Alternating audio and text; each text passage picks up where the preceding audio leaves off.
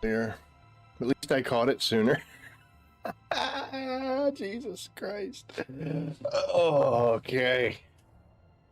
Hold on, we'll go back to the chatting thing.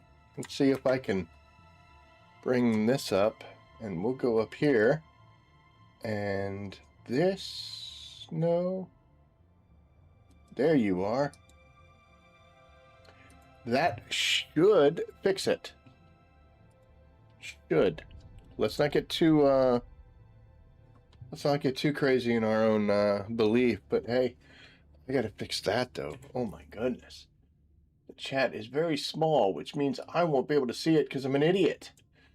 But, oh, let's see. We got IP here, of course. What's going on, sir? John, as always, thank you. And Old Man's here too. Look at that. Oh, okay. Let's get this out of here because now that's working. You know, it'd be, well, first off, the best thing would be to fix this freaking problem. But, probably should leave that earbud in there through the whole stream, so when all of a sudden I don't hear myself talking anymore, we'll know something's up. But that, if I think I've actually lined out what's been going on. If I touch this mic, it spikes. Like you'll hear it like thump, thump, thump. If I touch anything, it does that. The way you stop that from happening, if it's not built into the mic itself, is like a gain filter. So that when something gets too loud or too much, then it patches for the club. When it gets too much, it'll not broadcast it. My son pointed out when I turned the jukebox on, you actually couldn't hear it until I started talking to key the mic up to pick up in this small area. Otherwise, you'd hear everything from the background and all sorts of crazy stuff. So I installed that software and actually activated everything and was using it. And it was fighting with OBS. So that was one of the reasons why it was shutting off. Now, I still have it in the taskbars. I'm still trying to figure it out. But if it's active, it has a tendency to drop that. So hopefully we won't lose it for the rest of the night. So there we are. We fixed our... well, actually, that whole conversation I was having by myself. When the stream started, I noticed that I didn't change the title. So I fixed the title. So now it says we're celebrating 1K subs, which is exactly what we're doing. My original plan and thought, looking at the trends and looking at the graphs and all the information that I barely understand, was that I figured by Saturday we would hit that 1K mark. We actually hit it earlier in the week, way earlier, which is why we did everything we did. But we're still celebrating today. So it's kind of like when your birthday falls on a Wednesday, but you know what? We're going to have a weekend party. So there you go. And that's what we're doing. Got a couple things planned. Got some stuff we're going to do.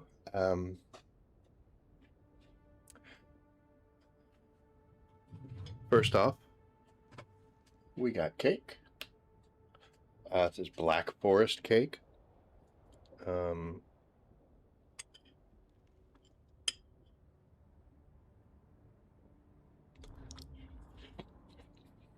it's freaking good. Holy cow. Got a little cake, and then at Old Man Alchemy's request, I got some alcohol. Drinking on stream. Look at me. I'm a horrible person. You had suggested some scotch or something. I'm more of a whiskey fan myself, so that's where we go. Thank you, Netton. Appreciate that. Used to make that when I worked as a scratch baker. Oh. We were looking for cakes today at the grocery store, and Mrs. Rabbit saw that, and you could tell in her face. So, yeah, we had to get that. But small glass, small amount to 1,000 subs. Oh, I spilled it all over myself. I have to be careful, though. We'll let you in a little behind-the-scenes information here. I do have type 2 diabetes. The cake is fine. It's made for that. Alcohol can be kind of bad, so we're not going to get too celebratory, but we are going to hit that throughout the night. Well, I just have to worry about medications, and then of course drinking too much. Crazy things will happen. But so what do we have planned here for tonight? First thing I want to do, I want to talk a little bit about it. 1K subs is a huge accomplishment for me. But my outlook on life is you need to celebrate little wins. Even if it's a little win, it's a win. I firmly believe that the more you focus on the good things that happen, or the good things you do, or the good accomplishments you have, the more likely you'll have more of those, and better and bigger. So whenever something goes good, I like to focus on that way more than when something doesn't happen or something bad happens. And, you know, when you look at this in comparison to people who have 100,000 subscribers, 1,000,000 subscribers, something like that, 1,000 is like, dude, what are you so excited? It's almost like that little meme of the guy standing way down in the podium spraying himself with champagne and stuff. But I don't compare myself to other people. The only real comparison that I ever do, I'm giving you life lessons here, guys. Celebrate little wins. Second, the only comparison that matters is what were you yesterday. And if you're better in whatever metric you're looking at, if you're healthier than you were yesterday, it's a win. If you're smarter because you learned something, if you feel healthy, you'll feel better. And in this case, you know, watching my subscriber count go up and up and up, this was a big milestone. What does it do as far as YouTube goes? There are several things that happen once you hit 1K. First and foremost, it's the monetization stage.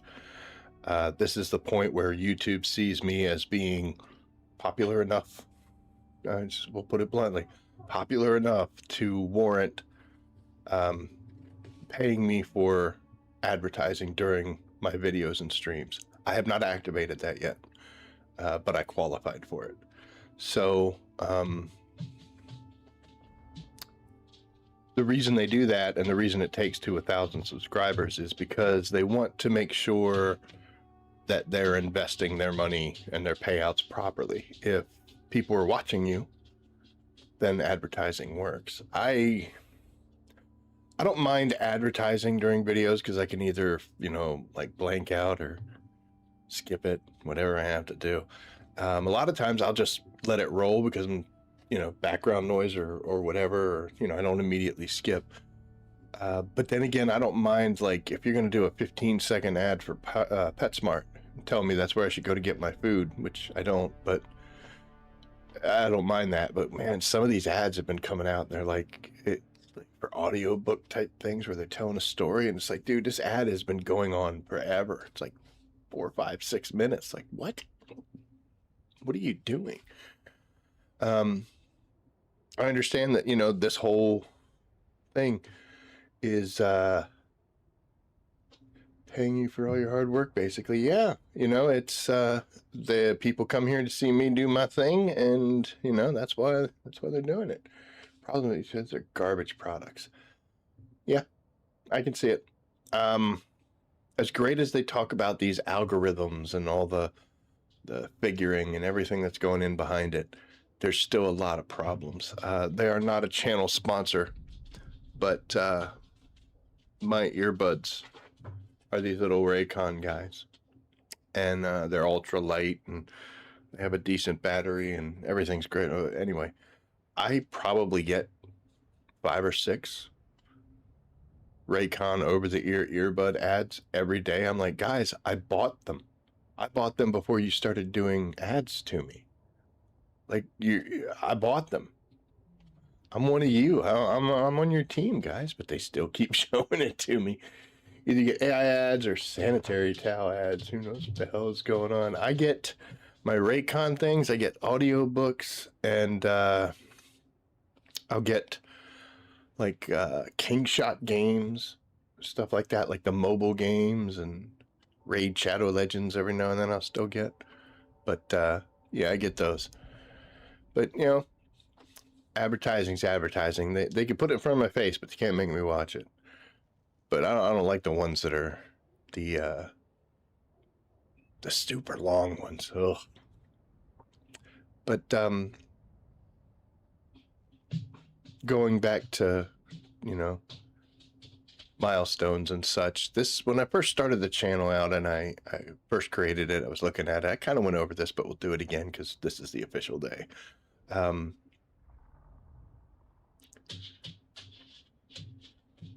To hit 1,000 subscribers, 95% of channels that are created on this platform don't make it that far.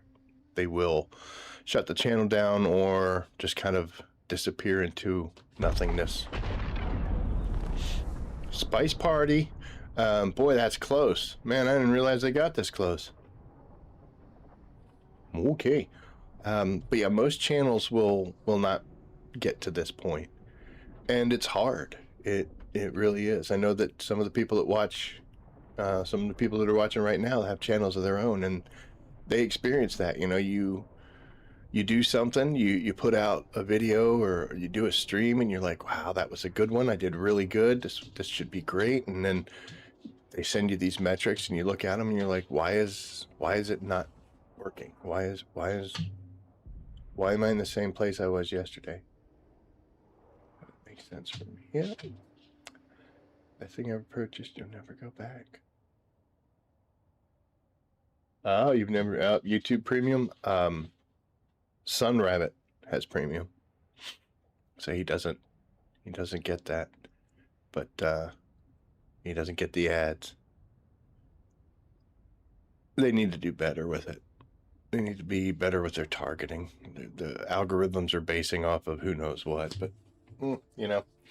But yeah, there were a lot of times where I'd do something like I'd make a video that I thought was going to be really good, and it just wasn't.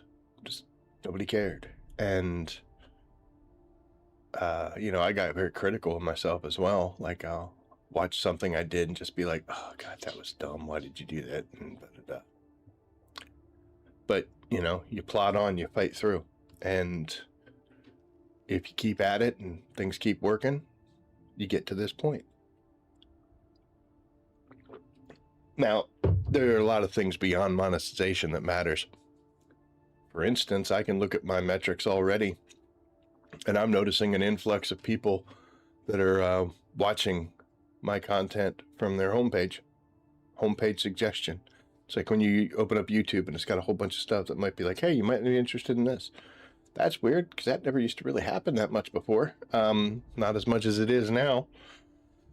And it also qualifies me for certain programs, like creator programs. I still got some work to do for Funcom, and I'm not sure if I'm going to do it.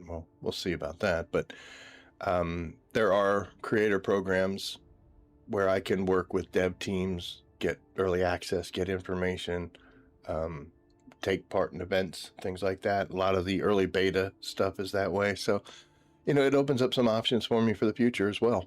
So that's really where it is. But I look at this as the product of a lot of my own hard work and dedication, and then equally from you guys, that you come back and you watch, that you enjoy what I do, that you support me, that you keep the chat rolling, that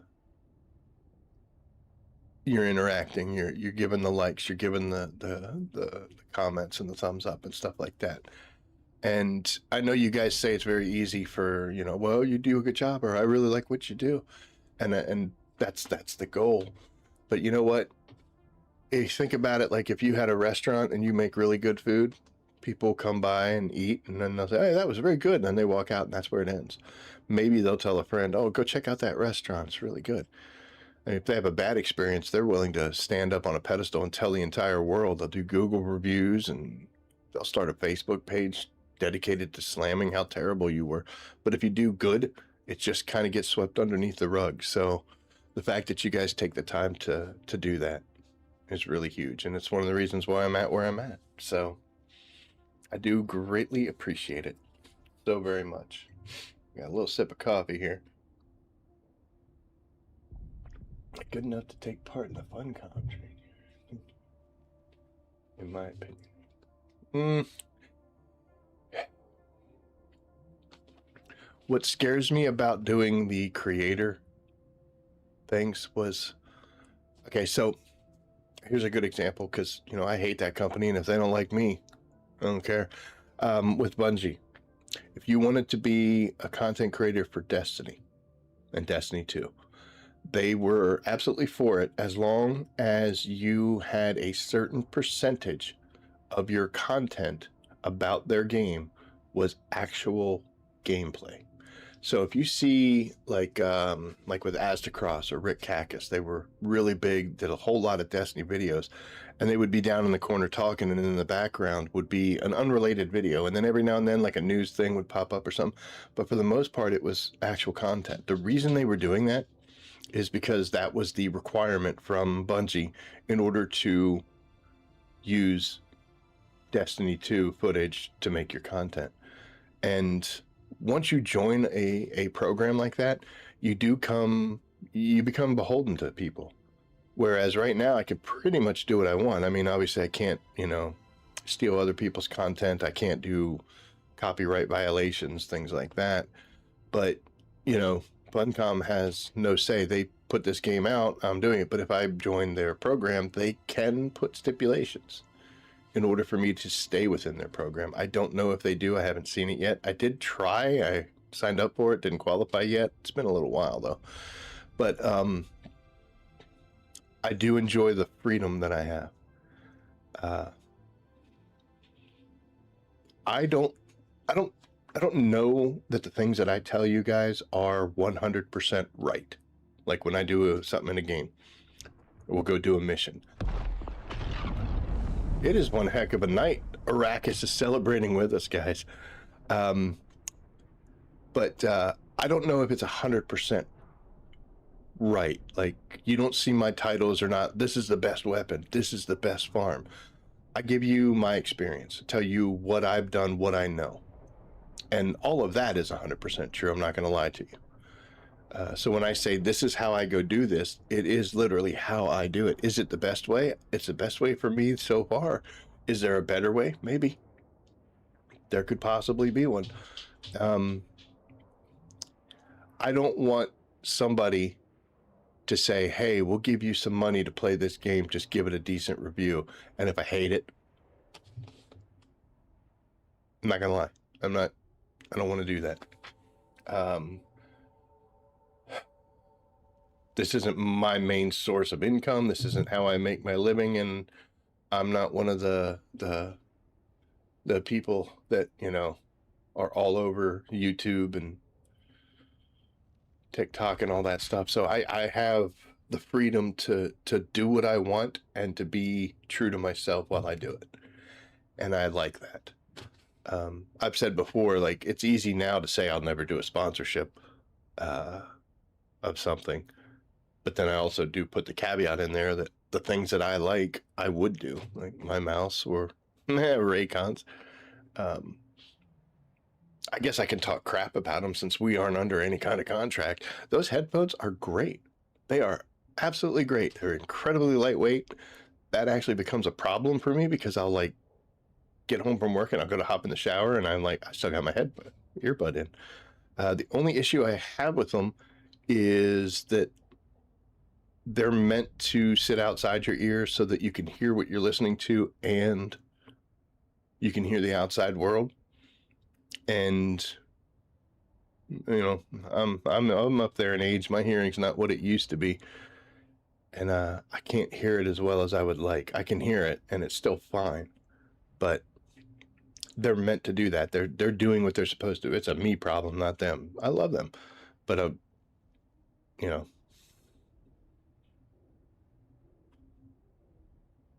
if they want to, then I would love to do that. I just don't want to. I don't want anybody to ever watch a video I make and say, oh, he's getting paid to do that. He's getting paid to say that. No. That one was... I felt like it was way closer.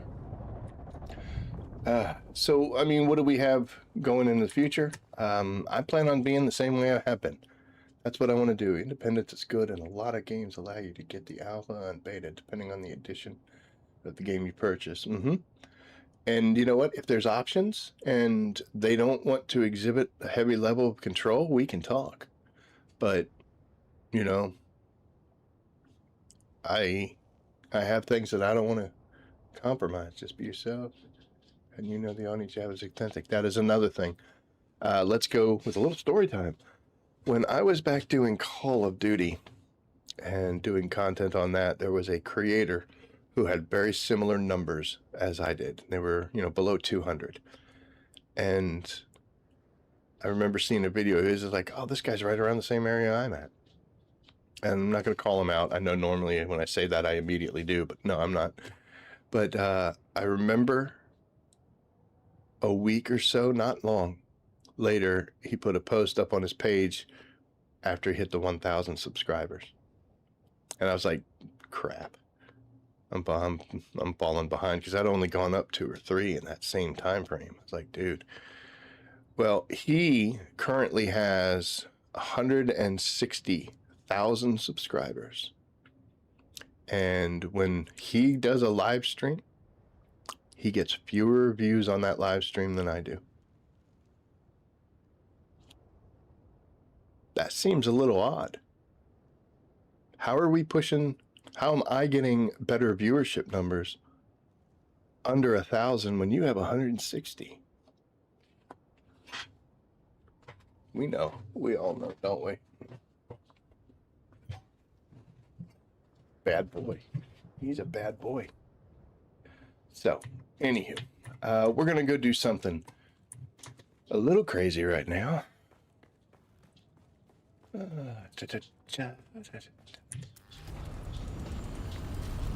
We are going to hop into the old workhorse.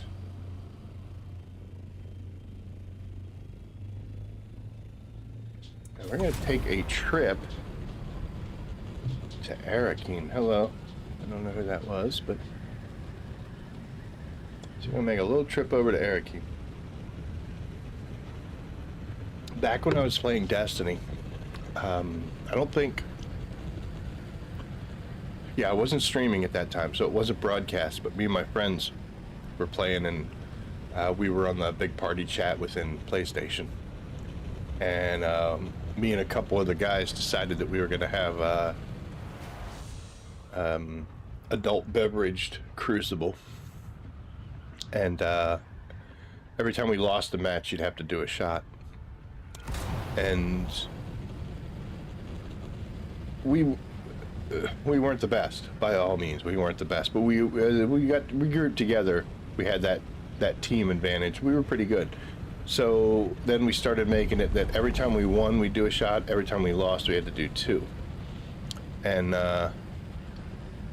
once the alcohol started kicking in, the performance levels kind of dropped. It was weird because I started doing better, and then we started doing worse.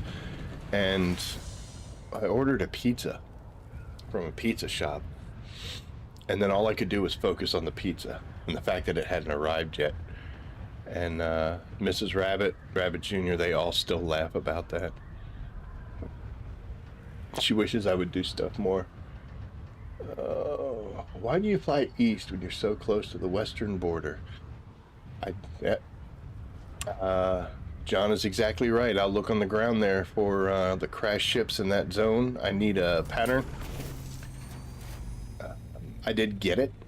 I think there's one more I can get from that, but the item that I got is very hard to get. And if something's hard to get, there's a good chance people need it, and there's also the possibility that people might pay a decent amount of money for it too. My server today,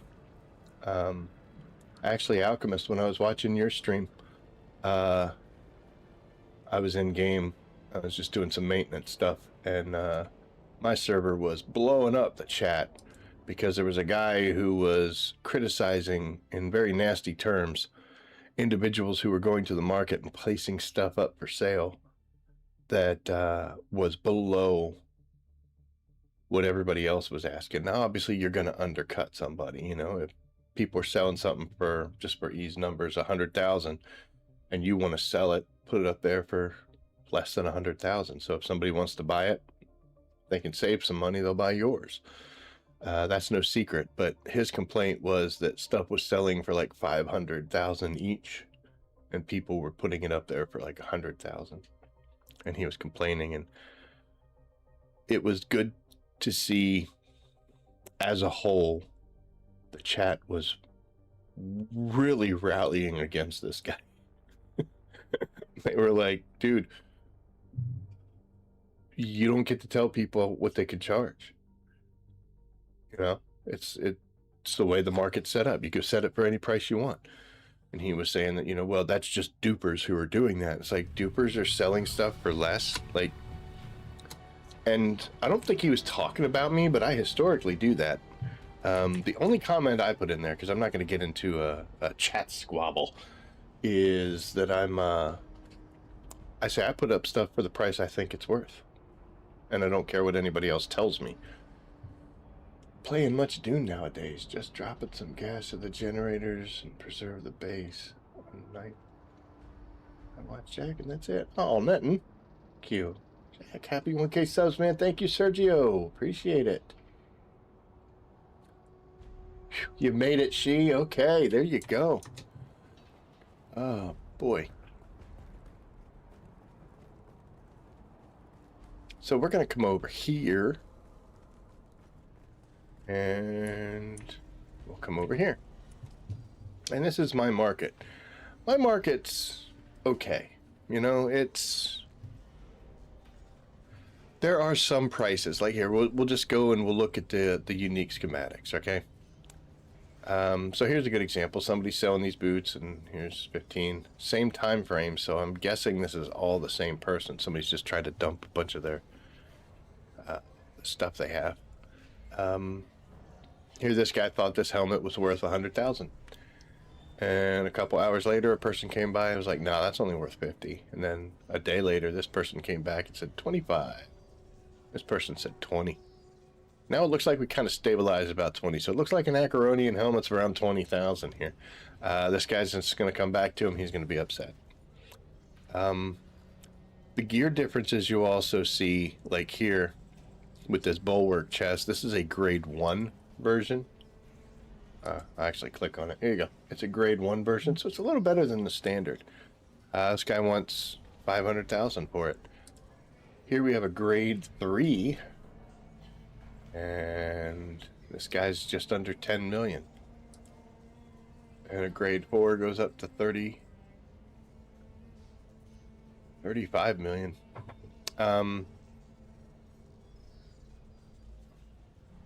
I don't know what these are actually priced. Like, what are they actually worth? I don't know. Honestly, and as far as this game goes in the economy, an item is worth how much a person's willing to pay for it. That's the end result. How much is someone willing to pay for it? Doesn't matter what you sell it at, or if it doesn't sell. Like, this is very strange. Here, this person's selling just ungraded bulwark gloves, 25 million.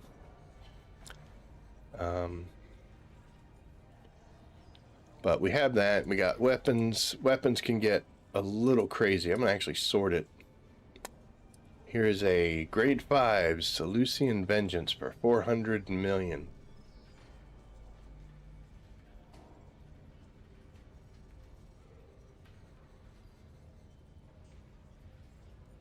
Okay.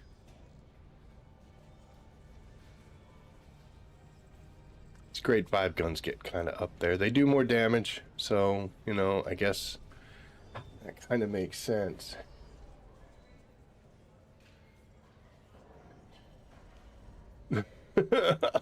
I still have some. In fact, since you're bringing it up, we're going to go ahead and take another bite while we look at some of the pricing here.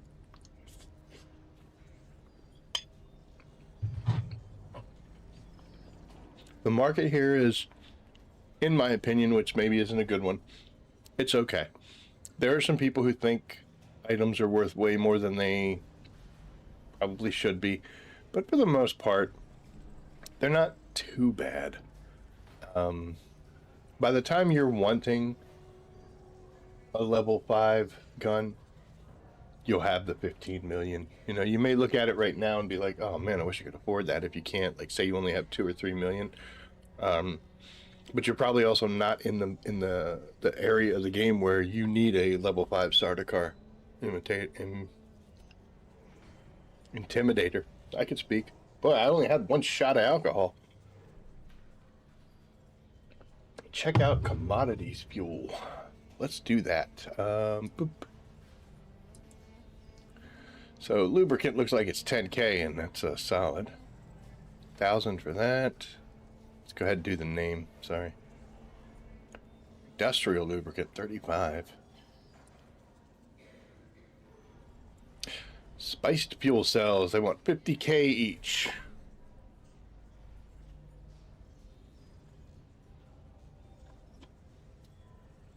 I don't know. I don't think, let's see, raw resources. Looks like agave seeds are 45,000 each here on my server on Odin. I know IP, you were doing well with that. How much were you selling, if I can ask? How much was agave seeds going where you're at?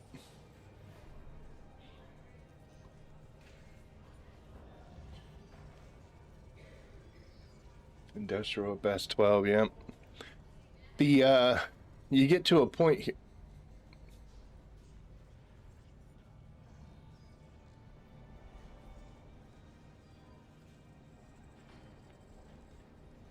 What is going on?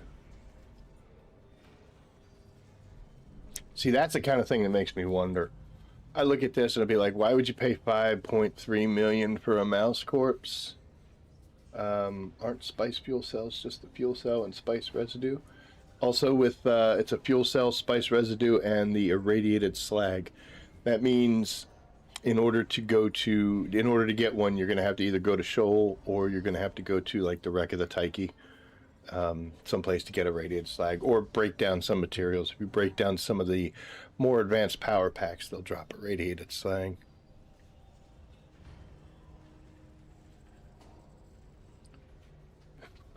Someone buying Solari.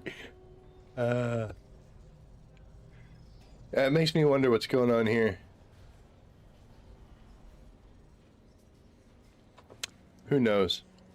But here's the reason that we came. So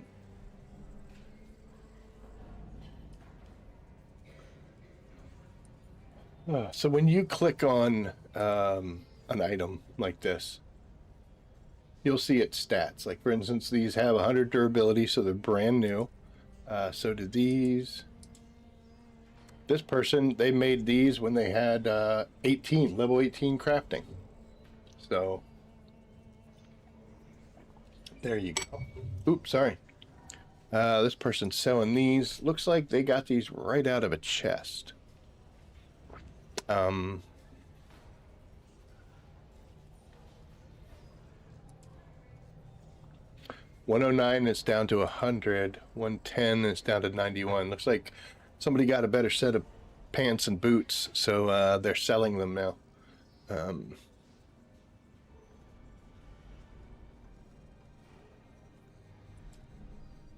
It's a little up there.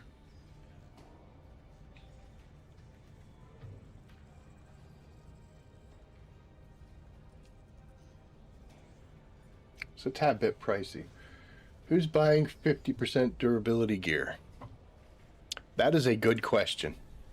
Why would somebody be putting up... No, I know they're not doing much. 4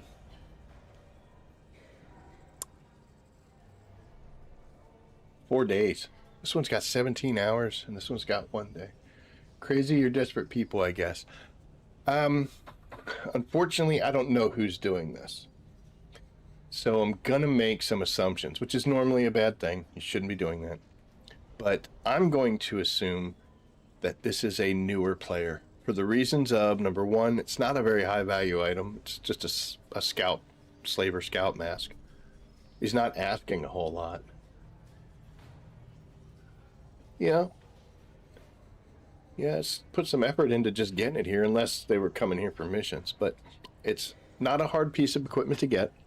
They're not asking a whole lot, and, you know, it's already been broken for a while. I don't know if they wore it, or sometimes when you pick stuff up, that's what it'll look like. But I'm going to assume that this is a newer player. And somebody who's just coming to the market. Yeah, they could have come back with submissions. Doesn't want to recycle it and try to make some money. People leveling may buy those. It's a huge upgrade. They outgrow them and the durability runs out. What's up, Goblin? Goblin Got. It's a cool name, Goblin Got. So when I look at this, I think that's probably a new player who just got this and thought, you know what, I could turn this into some money.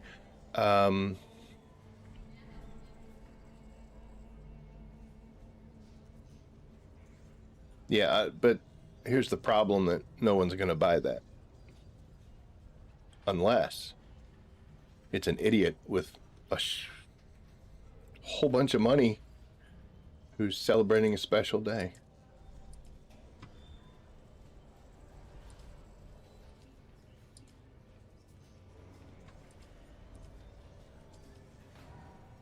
Let's look at the rest. I think it's funny that they're advanced reapers. We'll get back to those. Inkvine boots for 450,000 and 100 durability Inkvine gauntlets, 10 million. And while I like to help people and like to be generous, this is an opportunity to teach a lesson. That was just too much money. I'm on a shopping spree. We're spreading joy. I don't want to go in and buy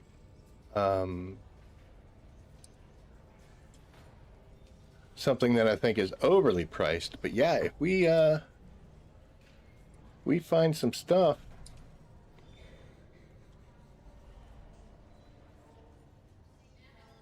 they wore those. You normally don't get them broken, you know? They come like this. They might have some of the black on there, but they're never that down that far. Somebody wore these. We're going to actually keep that. We'll put that in a box somewhere.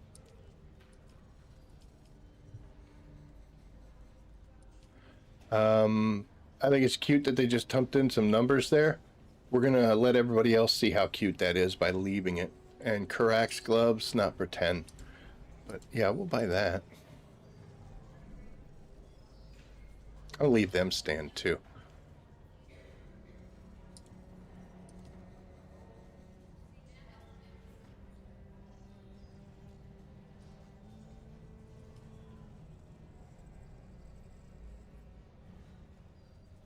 So, funny thing about these, you can actually sell this to the guy at Pinnacle Station. He'll buy radiation suits. This wasn't a duping method, but it was really kind of goofy. To make a radiation suit like a Mark IV or a Mark V, you don't need very many materials. And you could go sell them for a couple thousand to the guy in Pinnacle Station. So that was actually a good way to generate money. The same thing happened with industrial lubricant or regular lubricant. It's real easy to make, and you could go and sell it to the vendors because they would buy everything you had. My first week, I looted an MK5 Baker Buggy boot and got 750K for it. Went from 100K account to 850 and thought I was rich. Yep. P, did you ever answer me? I don't know if you ever answered.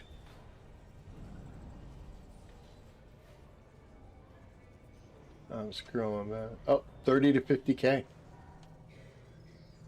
Not bad, dude. A set of entrepreneur casual pants for 2,000. I was just thinking the other day how I really wanted to have some casual pants. Might go wear them. This is something that's interesting. Is that you can actually, like, you can go to unique schematics and you can buy the schematic, or you can actually go to the weapon category itself, and these are ones that people have either found or made. Like Leech's Maul, I don't think you can find that. So they made this. 200 durability. So somebody with 100 crafting decided to make that. They need to calm down. I think that's a bit high as well. I think they should have put some of this. I got to be careful though. Also, this is something I don't like about the market, is when you start buying stuff It comes over here. And you actually have to take it. I couldn't tell you how many times I buy something, get all the way back to my base, and be like, all right, let's do this. And I'd be like, it's sitting in my orders. Let's talk about schematics. Let's talk about the augmentation schematics.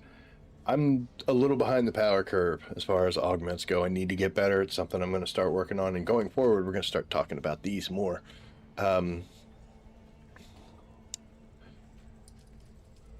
The schematic market is absolutely insane. Like, holy cow. Let's say I wanted this blade sharpener, which is good, by the way. This is good because it's a schematic that increases the damage output of any melee weapon. So it's just no penalties, no requirements, no, oh yeah, you can't, you know, it makes it do more damage, but now it's more stamina to it. Nope. Blade sharpener is just like, you're sharp. It hurts more. I want 110 million for it, right? And it's a level 5. Let's see.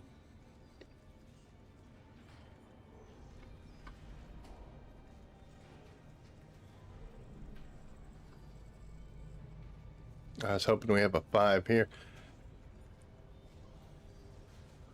A level 4 eel's tooth is 6 million.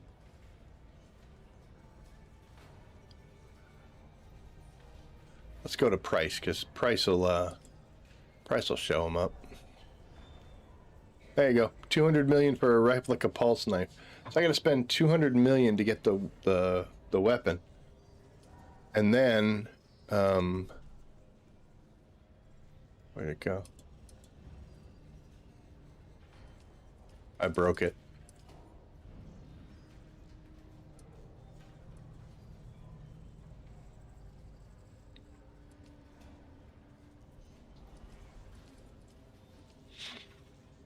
It's not letting me see them. Blade Flexi 2.5. It's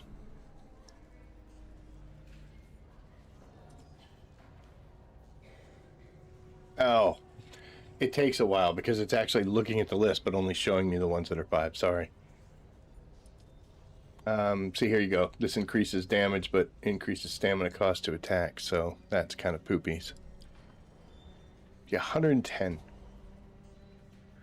for 1 augment to add bonus damage. But what's going on, Victor? Good to see you. When I first started selling pumps in Agave, I had 2 million in my account. You now have 103 million after about 6 weeks of work. There you go, bud.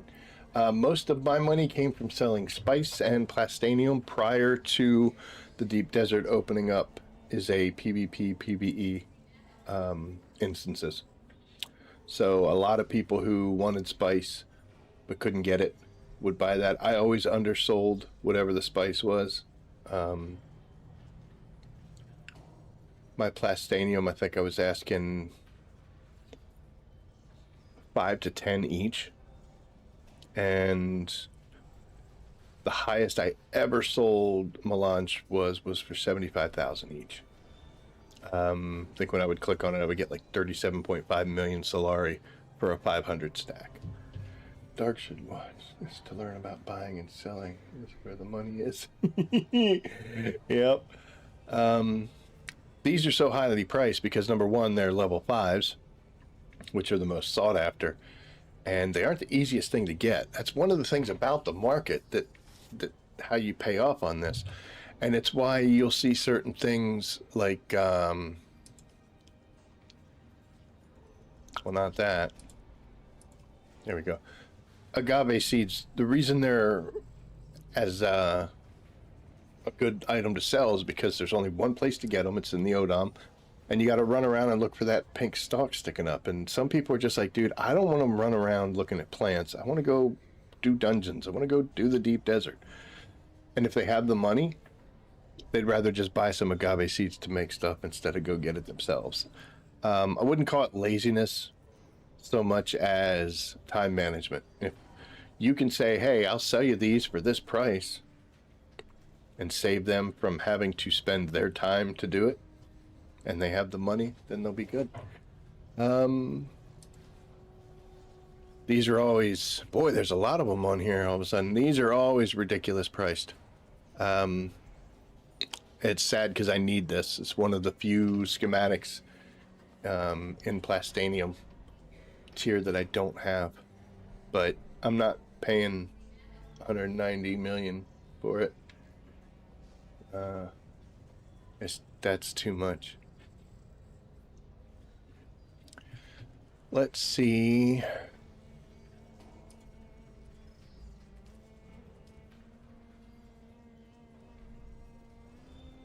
These are still kind of high. It seems kind of high.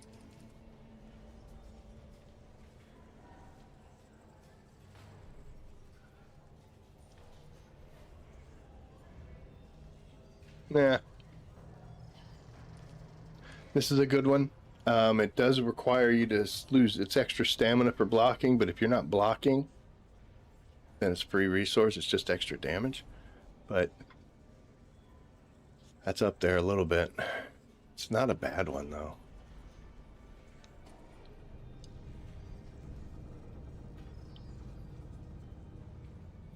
We're celebrating. I've been trying to get one of those myself, and it has not been working for me. So there you go. Somebody gets that. But what my plan going forward is doing is I'm going to start making some of this stuff because I do have 200 crafting. I'm going to start making some of the blueprints that I have, like ungraded forge armor or like grade 1 forge armor. And I'll start putting some augments on it that I don't care about, that I'm not going to use. Not things that are dumb, things that are actually good. And then I'll throw it up here on the market under the actual, like the light armor and the heavy armor type thing. And we'll see. But, yeah. So, this is too much.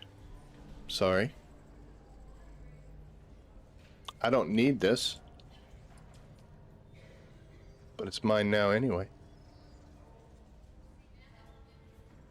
That's interesting.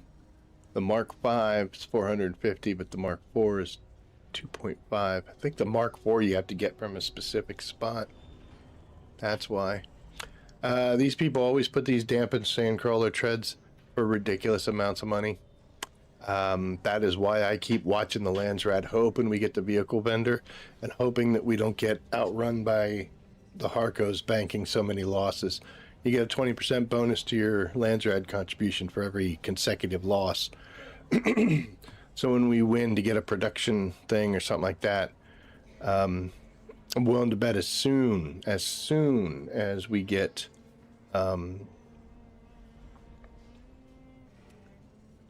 vehicles, the vehicle vendor showing up, the Harkos are going to take the board on day one. We'll watch.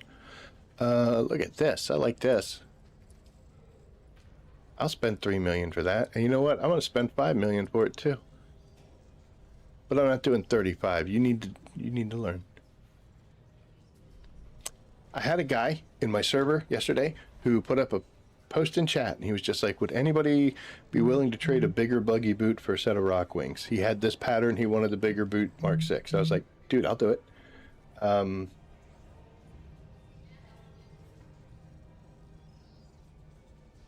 Odd? Yeah, Odd, the tool vendor.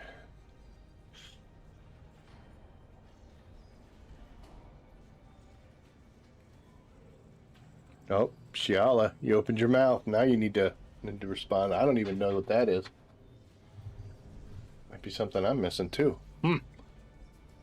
I need the Storm Riders, but I need them in Mark V, not Mark IV. But that guy's getting lucky. I bought that. My God, I hated the tread wheel when I first used it. Oh, that was terrible. I guess if I stuck to it a little bit more, it would work.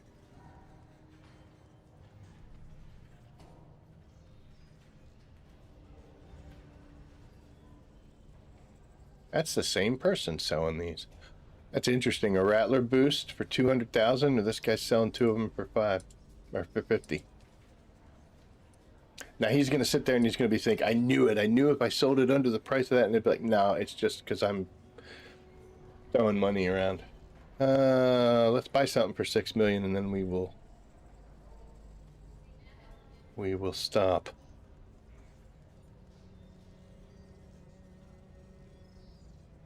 I said 6 million. That's not 6. Oh, you know what? Before I get too crazy, I got to make sure I still have room in the old workhorse. She's doing good. Okay. Sell from the workhorse. I don't know how much. Where's all the stuff I just put in there?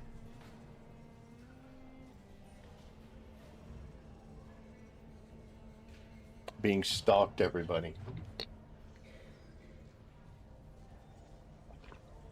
How you doing, She?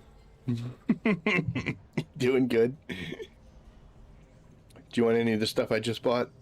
I was just trying to make other people's days. Thank you. All right, I got to get going before... Yeah, that guy was coming straight at me. I want to talk about something. Old man, are you still here? Let me know if you're still in chat, sir.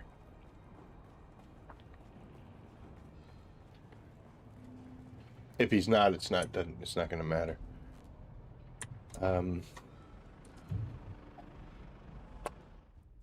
So the other day, oh, you're right here. Good. The other day I was talking a little bit about testing station 152. And I went through there and we kind of talked about the pattern. And I've gotten actually quite a few people have told me that that was really helpful to them. And like some people didn't even realize that there was a distinct pattern to that final end boss room. Girl, yep. But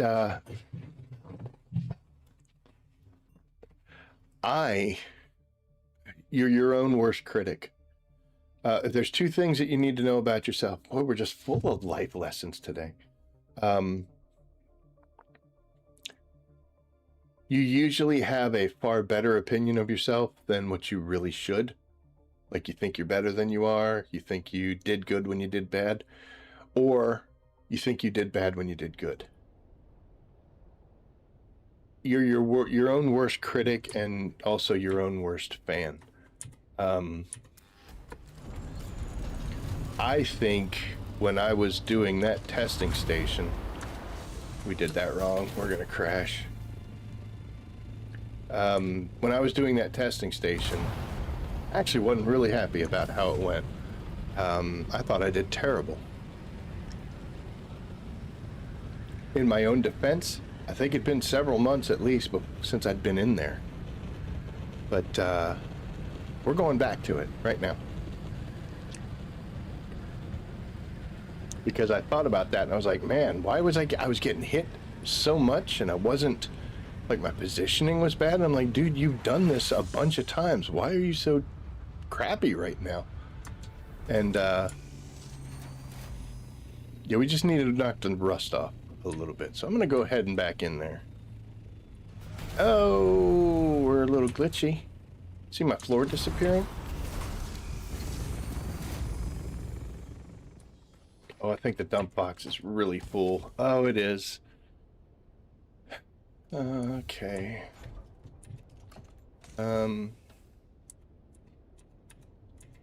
Yeah, so I made one specifically for patterns, which is good. I'm going to throw this in there too. And then we'll go to this one, and this is all the stuff that I'll probably recycle, except for that one because, oh, sorry. Because that one, he got some use out of it. So we'll make a monument for those boots. They'll get their own little box. I'll leave them in there so they don't get lost.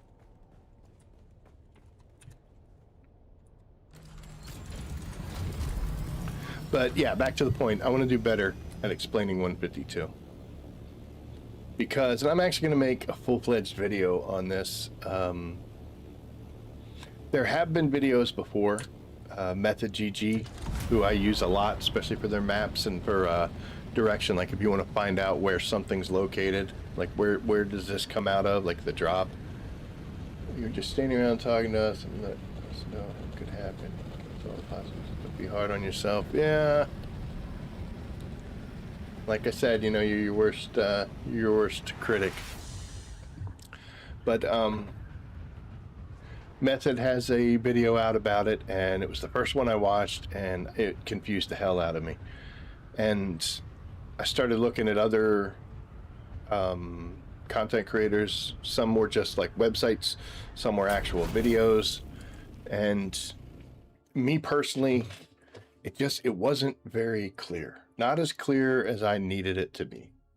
So I went in and bumbled around, and you know, we got hurt a whole bunch, and eventually we started getting through it, and I was able to get that pattern down. But we're gonna go back in because I want to do it better. I went up to level 10 by myself and was still like, we still got it. So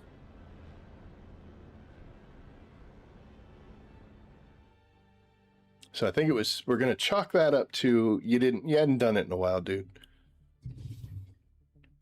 Another piece of cake. I asked Mrs. Rabbit if she wanted to make an appearance tonight, and she said absolutely not. So unfortunately,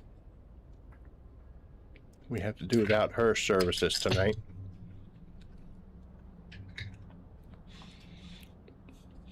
I gotta get her in here to yell at me or something. We're gonna try to do that right now. Hold on a second, guys.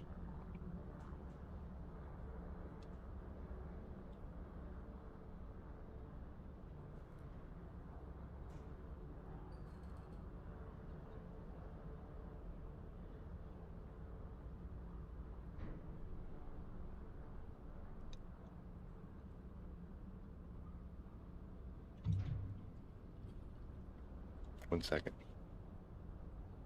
I love how I take you into a testing station and be like, hey, let me show you what to do, and then stop.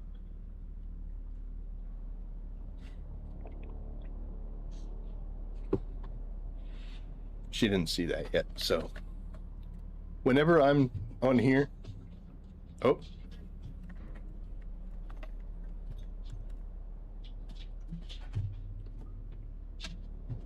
I am streaming right now, but just say something say something so that people know I'm not making you up. Say something.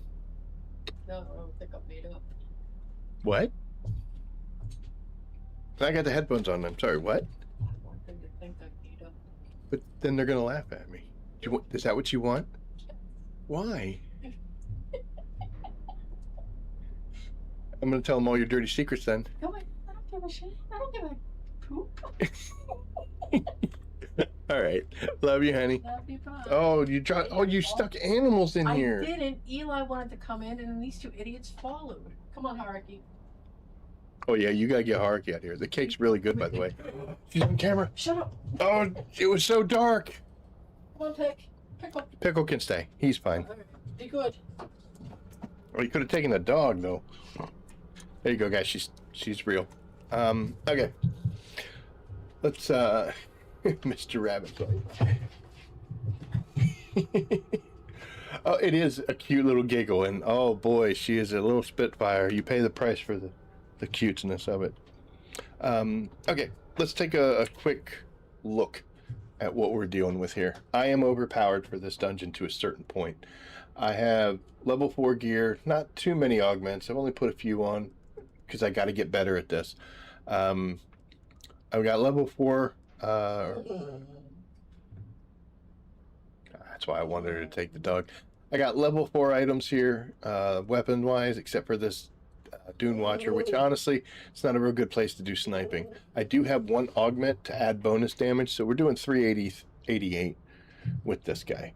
So level 4 gear all around, a few augments here and there. The big thing for me is the combat. With that combat 100, I'm picking up that 100% damage and 50% mitigation. The other night when we started to do something, I went and did some activities out in the deep desert, and I went in lower ranked gear, just showing what it would be like. So I'm not going to do that here because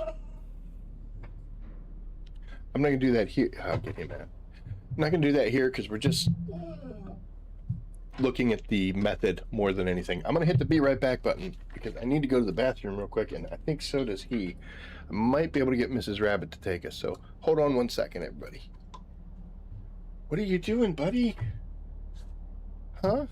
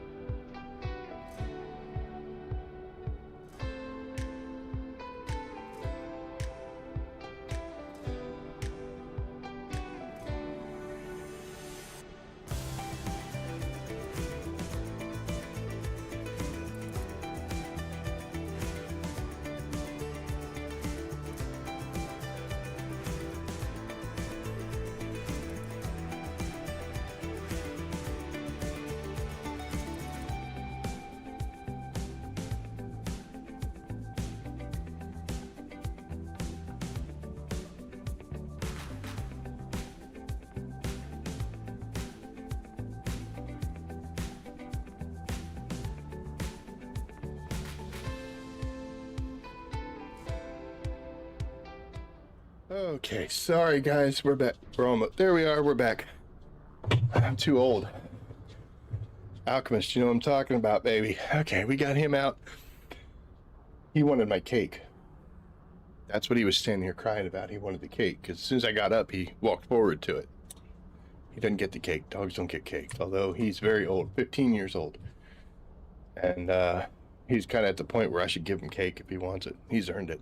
But anywho, let me clear this off and go back to this real quick. Boop. There we go. Wow.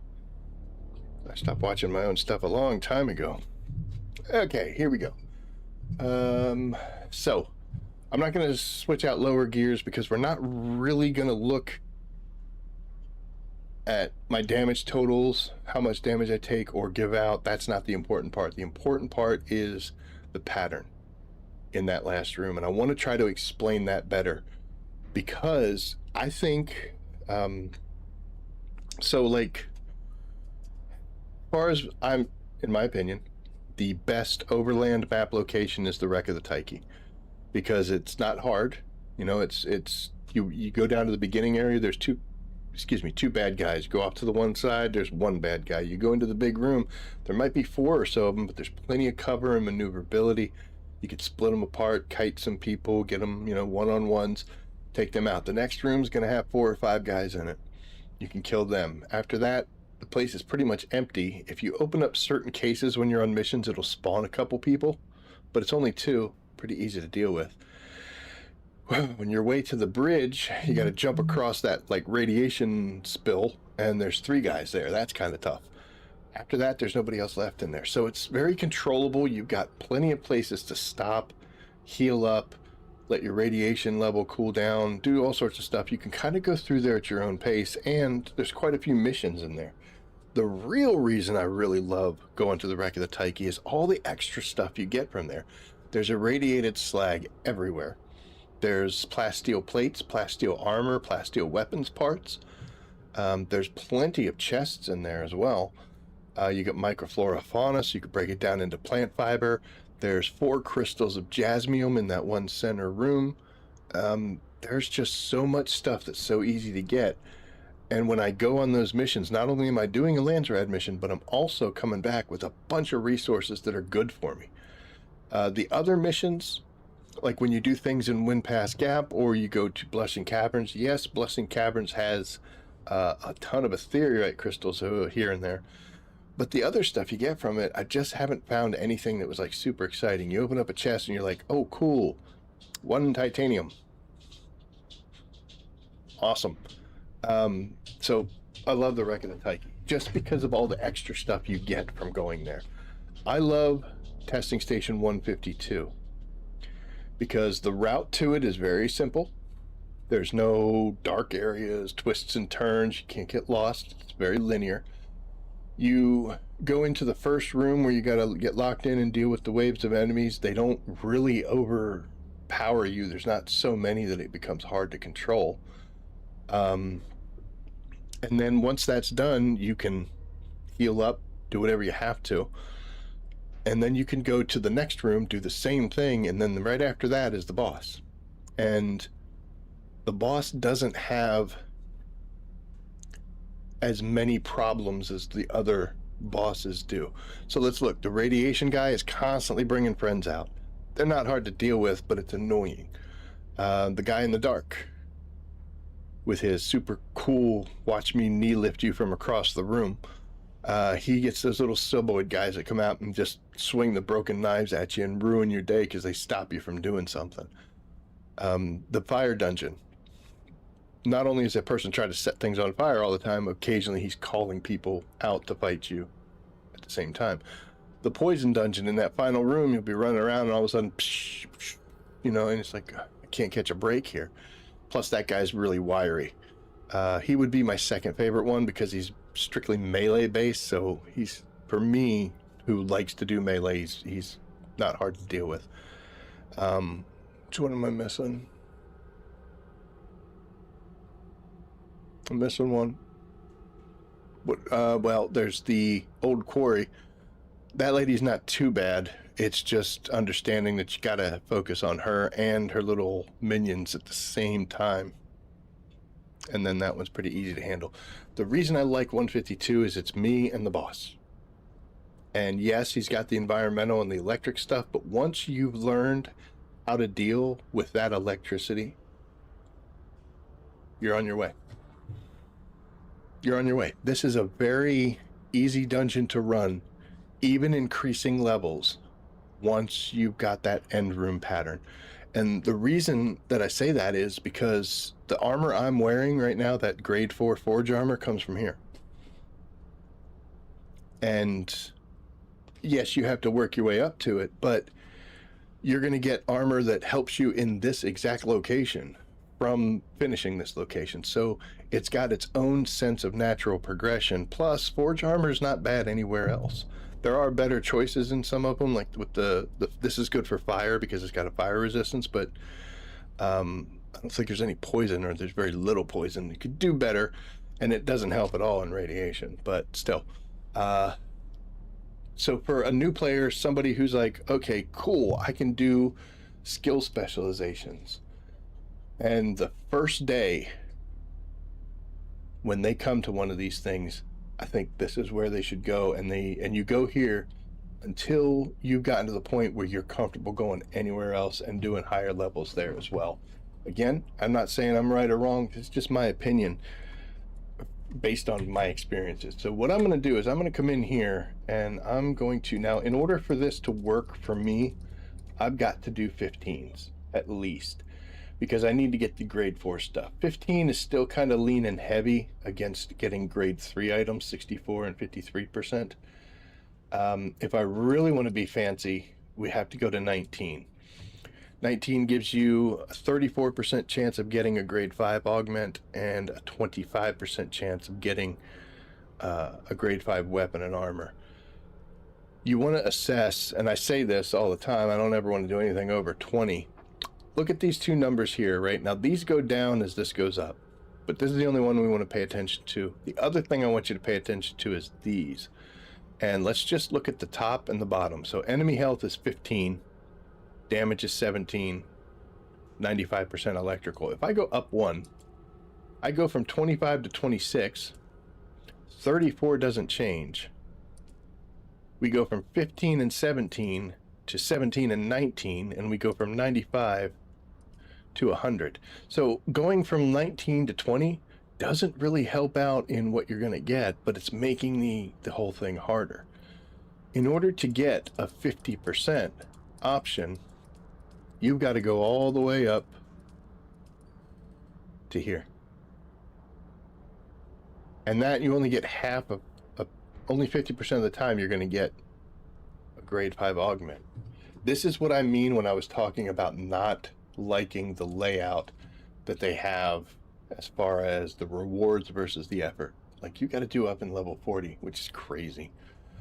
You just have to pound the crap out of people. You can see here it says Plastanium plus 1 grade. I'm at basically what would be Plastanium plus 4.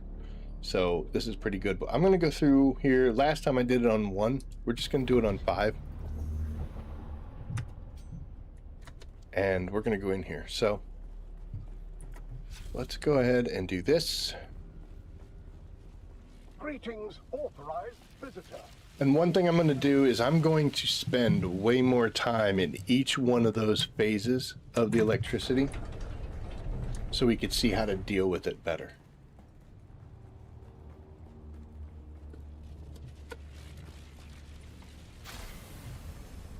Alright, so we just run over here, and this is just, once you do this enough, you'll be able to run through here. This is the worst door in this entire dungeon for me.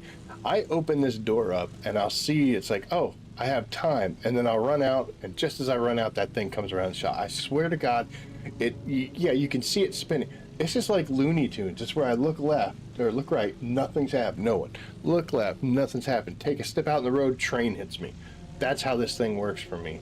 So whenever I open that door, I always just stand here for just a second. I make that go away. And then we just run over here, hit that. The trick also to this is make sure you don't long press it, you just tap those. I tend to try to long press them all the time.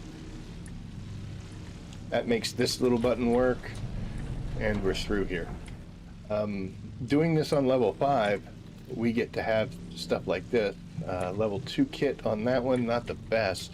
Should be level 4s when we come in and deal with these guys in this room. But what I was saying earlier about being very easy to control, in this room I've got a melee person and a gunner. I see someone. Where's my backup? So they go down pretty quick. Like I said, I'm over geared. We're gonna block, and now she's dead. Come over to the door. When they spawn, you'll notice I like move because I lock in on him. See that? You want to time yourself to when you move, that's when you'll start your swing. Otherwise, you'll whip it like I just did. The next one will do better, and I'm taking his money. Hi. Block. Dead.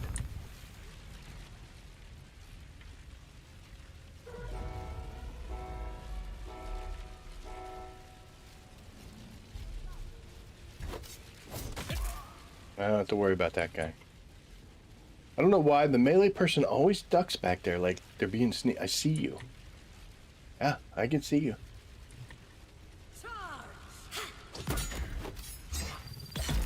Once you've gone to Vermilius Gap, Haga Basin South, whatever you want to do, you learn how to do that melee, how to block when they attack you. This is what this dungeon becomes. Oh, message retracted. Uh-oh.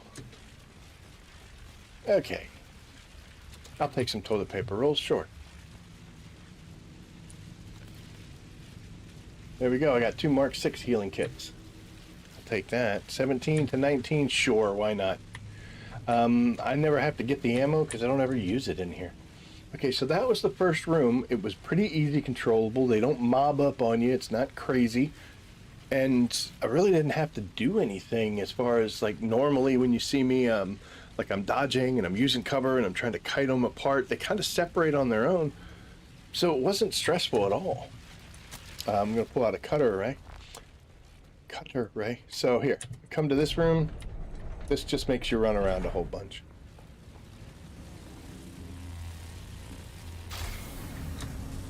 Here. We're going to go to the next one. I don't have to. The rewards are questionable, but I'm going to go ahead and do it. We're just going to go around the circle here because we want this band. That does that door. That was a circle. It was a triangle a second ago.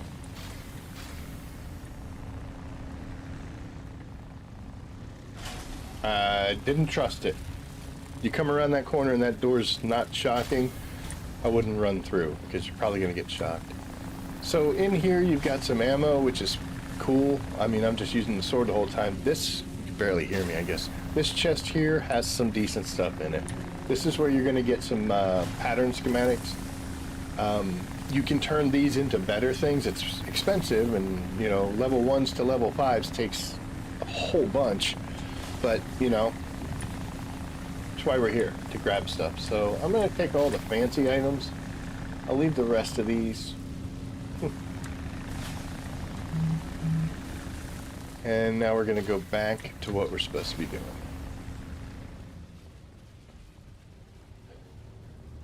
You're supposed to come up here, turn this off, then go through, jump up, come in here, turn off the electric on the floor, go back down, go in there, get that stuff I just got, and then you can continue on your merry way. I do it the way I want.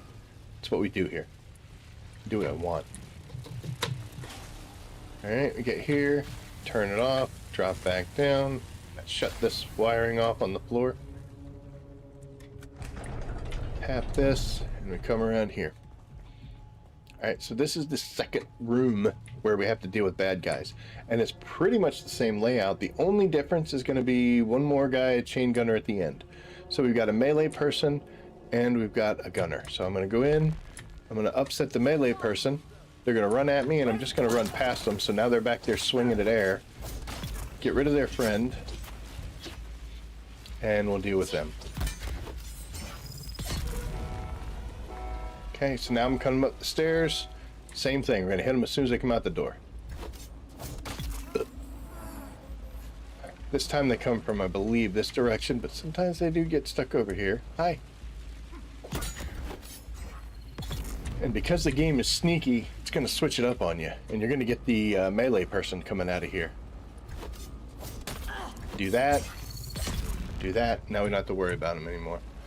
There's going to be the regular shooter, and over here you can just see him coming out, the chain gunner. So I'm just going to go deal with this guy. 2 slices and they're gone. Now we'll take cover. My health and my water seem like they're okay. I'm a little hurt, but I guess it was a grenade or something. And he's dead. Access is granted. Pick up your ammo if you want. There is a box up here, and it's got some health stuff in it. Don't need that, though. Actually, you know what? We're at 19. I'm going to go ahead and hit one. Tried to, anyway. I'm going to put these over here. These are my Mark IVs. That's the one I like to use. I want that on my hotbar so I can hit it while I'm fighting, so I don't have to come into this. Yeah, I guess it did not take it. There it goes. Yep. Now I'm putting the band-aids on, and we'll go ahead and grab this, and now we got some health back for free.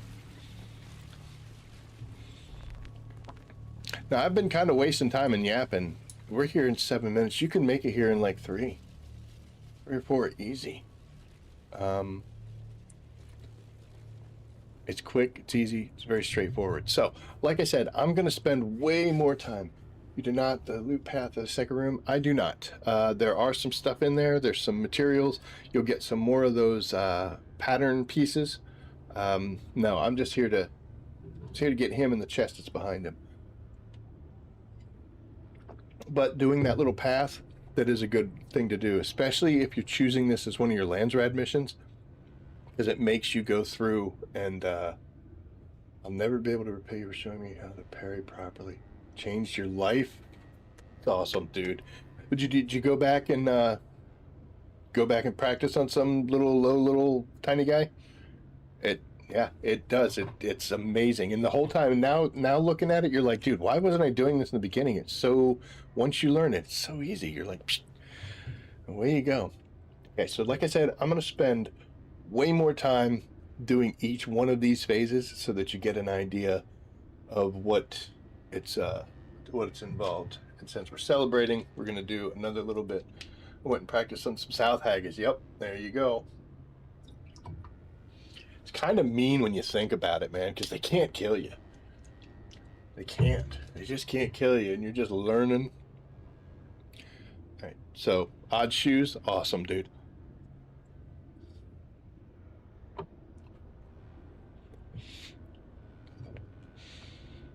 I was served in the military.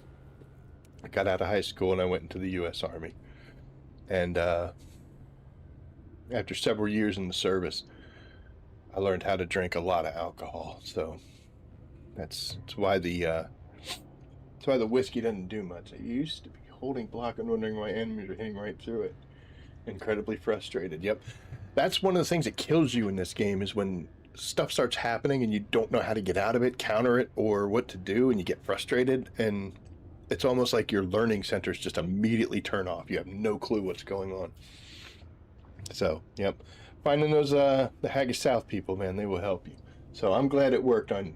I'm glad it worked for you, Odd. That is epic. Okay, let's go in here and kill this guy. The first phase is very easy. Okay, if you've never been here, when we go in there, he's got basically 4 health bars. 1 health bar divided into 4 pieces. Each one, the electricity in the room is going to do something different. That's what really kills you in this part. You get hit by the electricity and it takes your shield completely away. The boss's gun, he has a little pistol gun, that's really not all that powerful. But it can be if your shield's down.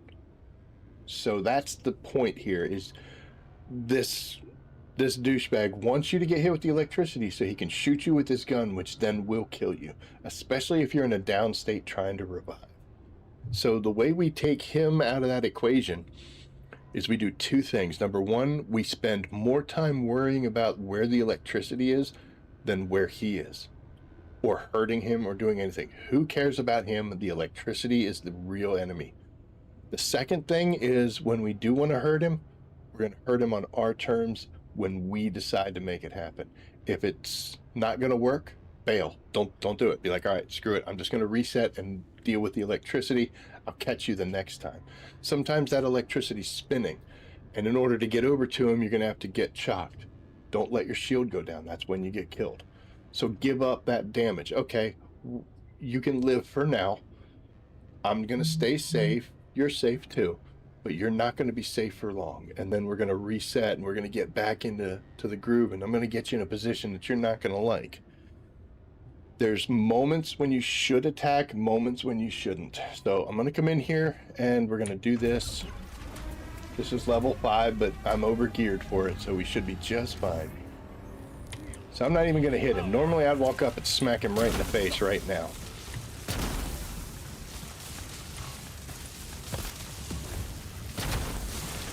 Alright, so you'll see that blast, right?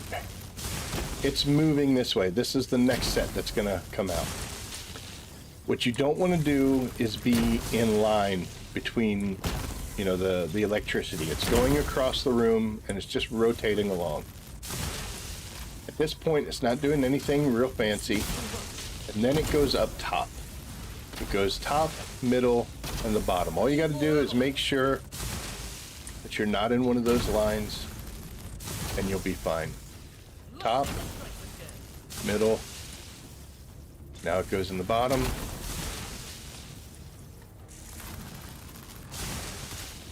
And now it's rotating. So I'm actually going to run and walk and jog, and all my movement is with that rotation. Because it's easier to keep an eye on it. As you can see, it's always right here in front of me. And I don't have to worry about, if I'm running this way, all of a sudden it appears and it's right there and I'm like, oh crap, and then it hits me, my shield's gone, now we have problems. So here we're gonna stop.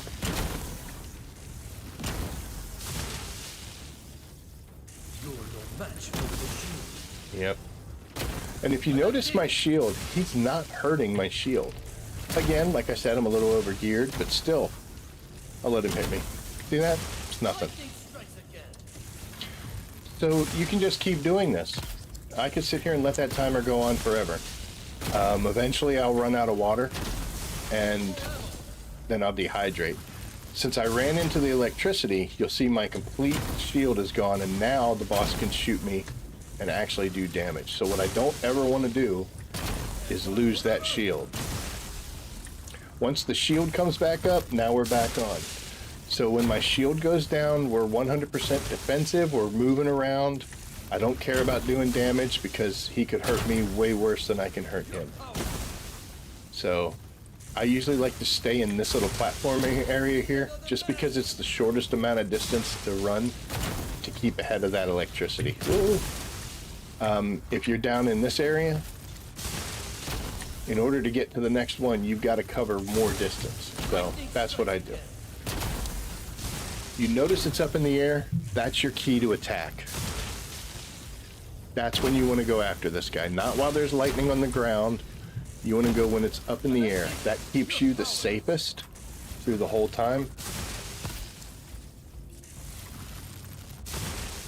Alright, so now it's going to start rotating again. And this time we're actually going to smack him. You can, if you want to be brave, come up and hit him when you're following this rotation, because you know the electricity is not going to come get you. But like I said, just keep moving this direction, and when it goes up to the top,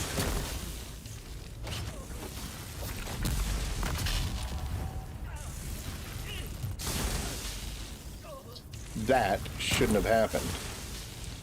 So I could go attack him right now, but I'm not going to. My shield's down. I just want to kind of hang out in this area, not get hit, wait till my shield comes back, and now we can reset. Need another mag. I don't know if it's the visual of the electricity or what. We're actually going to sneak a shot in right there. But I seem to be getting hit by the electricity in moments that I was well clear of it. Now it's up. We're going to finish this off. Same thing's going to happen now, but this thing is spinning, which means that rotation is very important. We're going to keep running the whole time. Since, boom, that was a little opportunity moment, we'll take it. Now it's up top. Hit him again. And as long as you're in the middle of these lightning bolts, you're fine. Okay, so it just went off behind us. I'm going to let it get in front of us. Anytime he stuns you, dodge. Do like a dash, and that'll regain your composure. I didn't like that one, so I'm not going to press the issue. We're just going to stay here. Perfect. Okay, now it's going to be a wall there. I'm going to go ahead and go this way so that it's in front of me. Opportunity to hit him. Paid the price, though. That's why I said that you should only attack him when the lightning is up in the air.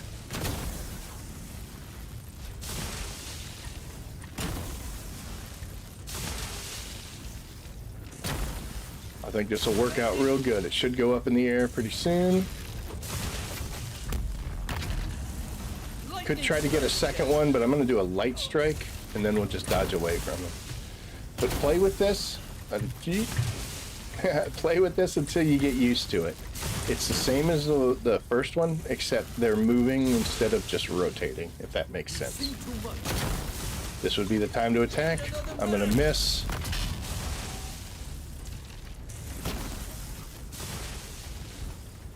If you get caught by his suspensor blast, that can be some bad news because it slows you, which you don't want to happen. We're going to get him right now, though. This will bring you down. And now he's doing stage 3. This is the one that goes to crap for everybody. A lot of things are going to happen here. What we want to look for is that circle on this little pillar thing right here. We got to stand in front of it, and we're going to go to the right. And then there's going to be a big shock. And we're going to keep going to the right, and now we're going to go back to the left. And we're going to keep going left. And now it's going to go up. There's the top. There's the middle. And when it happens, just jump up. And then make sure you land in front of this circle. Okay? We go right. We go right again.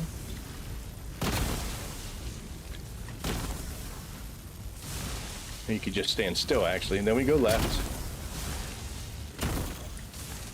And now it's top. And it's going to keep that pattern all the way through this third phase. Here it comes down on the ground. Land. Ready? We go to the right. You sing too much. Keep going to the right. Just stand still.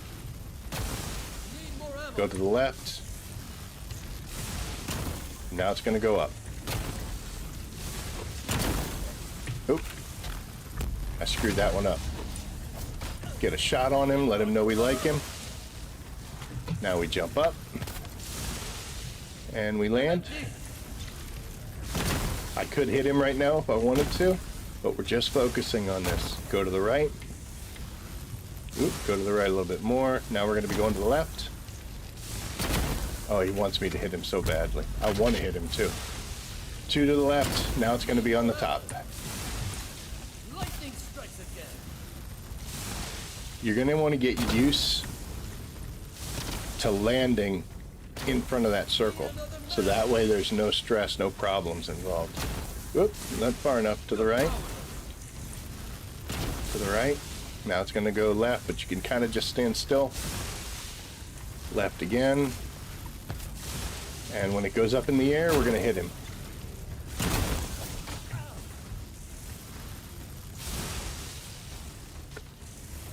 Jump up with the third one and land. Okay. Gonna move right. Lightning strikes. Gonna keep moving right. I'm empty. Kind of stand still. Want to dodge that little blast. And now it's gonna go up. Initiate advanced signal. Okay, I just pushed him into 4. With 4, you just want to stay in front of the circle the whole time. Keep going left. It goes up, middle, and then 2 blasts on the bottom. So you go up and land, and then you go up again, and then you land. Make sure you're in front of the circle. I wasn't. Now I'm in defense mode because my shield's down, so I don't want him to hurt me. Need more ammo. Gonna go top, middle, and then bottom twice. There's the first one. Here comes the second one. Now we get in front of the circle. I could have taken a shot at him if I wanted to, but nope, we're just trying to stay safe. But this time when it goes up, I'm gonna smack him. Dodge cover. Just a little hit. Up in the air for that last blast. Oop. Here comes the second one. Get in front of the circle. Since he's in front of the circle too, I could have taken the stab. But I'm just trying to play it safe. No, no, no. Need more ammo. So by letting him hit me with that sensor blast, I couldn't jump. Too much. So I paid the price for my insolence. So now we're just going to keep dodging him. We're going to let my shield come back up. Whoop. Now we're ready to engage. I could go after him, but I didn't feel it. Didn't feel right. So we're going to let it go. There's one blast. And there's the second. We land in front. And just stay in front of the circle. Oh, we gonna hit you this time, buddy. I'm gonna get that heavy attack on him.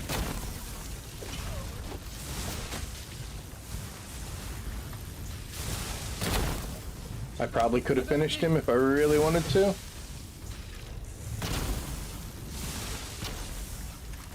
Once you know this pattern, you can do this all day long. Just like Captain America, I can do this all day long. I don't want to, we're actually going to kill him.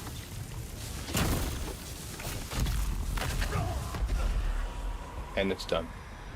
So that was on difficulty 5. If I put this up to say difficulty 15, same thing, I just got to hit him more. He could hurt me more, but I'm trying not to let him hurt me at all. But that pattern doesn't change. It doesn't go faster. It doesn't go more often. It's that exact same pattern every single time, no matter what level you put it at least for now. If they change that, I will be one of the first people to tell you that it's changed because, but once you've learned that pattern, keep going, follow the blast in the first round. It's very simple. It's just moving. Then the second one is rotating while it's moving. The third one, that's the tricky one. Most people, if they do this dungeon, will tell you that they got to the third phase and then it just killed them. But just remember, go to the right twice. I think it's 3 times actually. Go to the right 3 times, then come back twice. Top, middle, bottom. Stand in front of the circle. Go to the right 3 times. Go to the left twice. Top, middle, bottom. And you got this. So what you'll do is you'll come in here and you'll do it on level 1. Maybe go to level 2. What's up, DB? How are you, bud? Maybe do it on level 2 or 3 or whatever, you know, to get used to the pattern, get used to the way it works. And then you're going to start getting your first grade 1 gear that drops. And you're probably going to be getting a lot of grade 1 augments. Go make that gear, put that augment on. Now you're a little bit stronger than you were before. So when you want to go up to say 3, 4, 5, 6, whatever, as you're increasing, the rewards are matching you. And this will give you the gear that you need to go do other testing stations, other dungeons as well. And you'll get to the point where bad guys don't hurt you anymore. That's why I like this so much. It's a very straightforward fight. And once you learn the pattern, nothing to it. There's a reason why I'm level 41 on this and I'm not 41 on any of the other ones. Why did I do 41? So that I could, under armor, this thing, the Thopter pilot chest, you have to do level 40.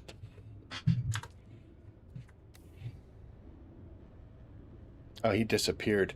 You can pick him up. I like to pick him up and turn him into water because I just think it's funny. But here we go. Let's see what level 5 kind of rewards we got. We got Bashar's command, but it is at least a grade 1. I would have preferred it to have been something else. I don't use this. But hey, you know, it's whatever.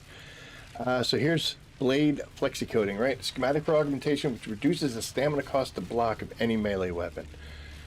I don't do a lot of blocking. I'll do the parrying and I do the stabbing. Just send a message, huh? So that, not that helpful. A schematic for an augmentation which increases the accuracy of any ranged weapon. If you shoot something, especially at a longer distance, you're not necessarily guaranteed to hit. Some of these guns have a little bit of a spray to them, and you'll think you got the shot real good. Sniper rifles, not so much because the scope works good, but like if you use a repeating rifle, like a triple shot, at extreme ranges, you may be aiming directly at them, but it'll still miss. It's just the bullet spread and the randomness that the game automatically puts in. That reduces that. So that would be a good one to put on a gun, make it last better. Quick loader. For something like a sniper rifle, which only has 3 rounds, you would think that that would help because you can get them in and out faster. And yeah, I agree. But also, I kind of prefer to put quick loaders on shotguns, scatter guns, because I'm only using them when I'm in the craziness, like the thick of it. And at that point, I really want to get that reload going. All of us have probably been in a situation where you're shooting somebody and a melee person comes up and gets you and you can't deal with them because you're trying to reload and they keep interrupting it. It's annoying as hell. I mean, I'm going to take all this stuff, but yeah, I would have preferred something better. Would have been nice for this example if I could have gotten a piece of armor, but it is what it is.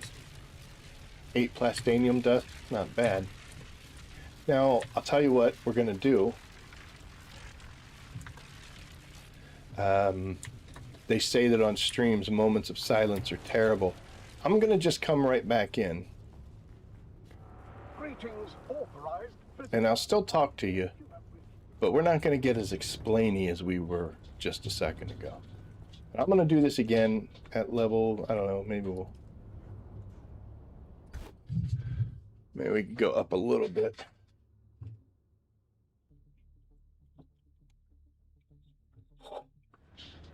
Running out of time here, though. Tell you what, we'll keep it cake time. We'll keep it at level 5 since that's a good reference point as to what I just did versus what. So sorry. Oh, but it's so good. It'd be a good reference as to what I just did versus what I'm about to do. So we're going to do another level 5. And instead of going in there and talking about the boss, we're just going to go in and hurt him.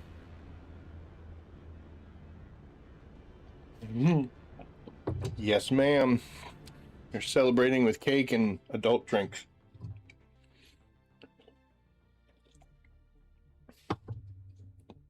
And 0 sugar Dr. Pepper. That hurt worse than the whiskey. Oh my goodness. Okay. So, I don't know, what was it, like 19 minutes because I was chatty and making things go long? Let's see how fast we can do this. We'll do it at like 5, just like I said. So we'll keep it the same. Here we go. Greetings. Greetings, authorized visitor.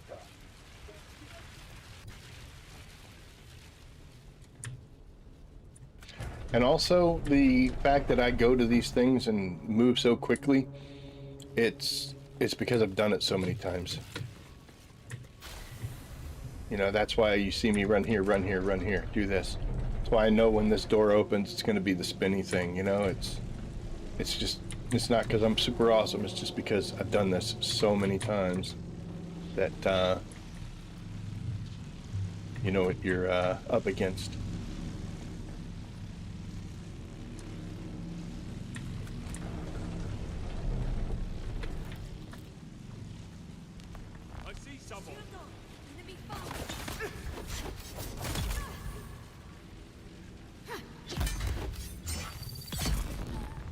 Bailed out of that because I didn't think that heavy swing was going to give me the deflection. It did, so I should have stayed in the zone there.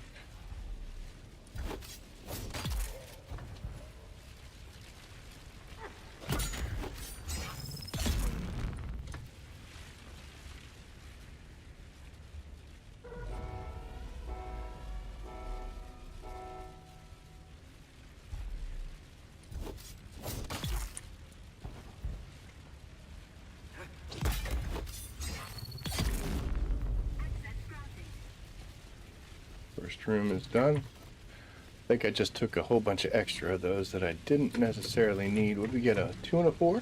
That'll work.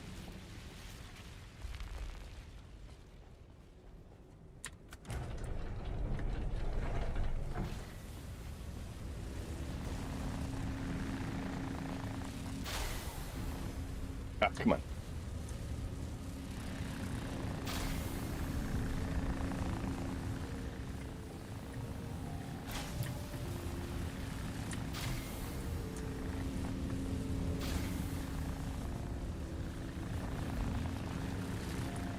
I know I said not to do that, but I dodged through it. I didn't need those, but we grabbed them anyway.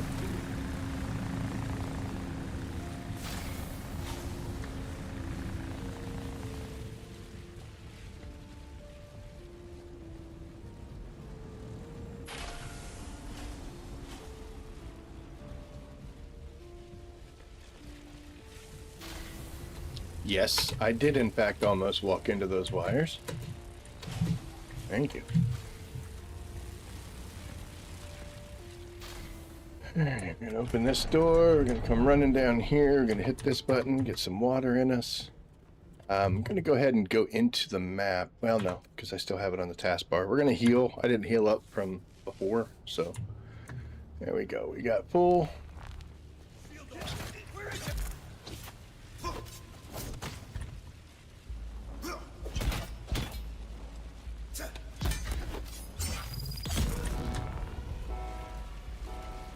Got a little extra there. Didn't mean to.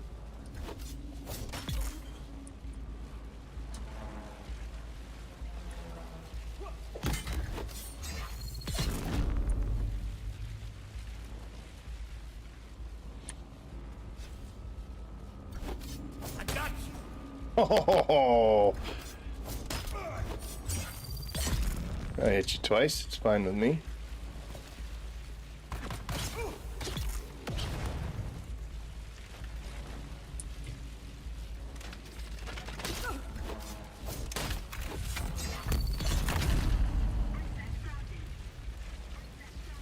I'm gonna go ahead and let him stun me a little bit.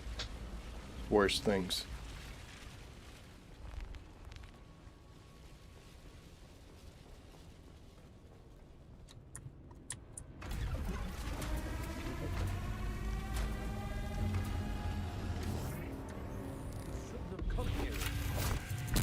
Come on.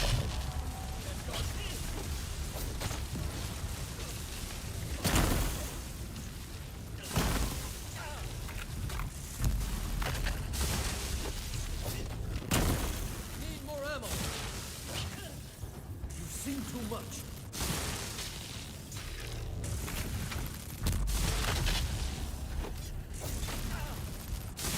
This will bring you down.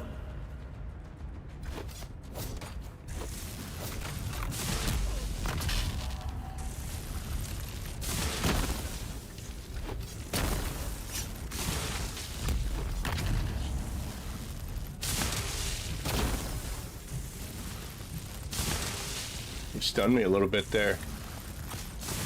A little bit angry about that.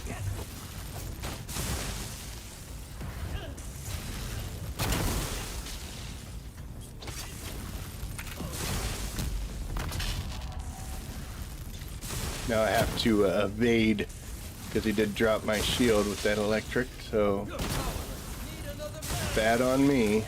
It's coming back soon. Initiate event sequence.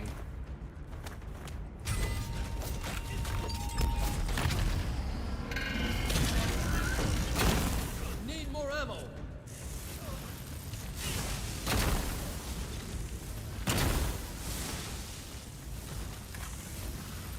Yeah, it is 3. You've seen too much. 3 and then 2. I'm empty. He made a mistake though. He shouldn't have gotten that close. This will bring you down.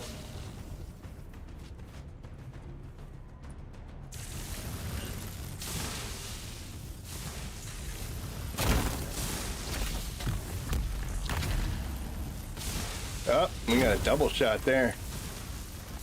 I wanted to see if I could get that in. You're no match. Fortunately, I Need couldn't. more ammo.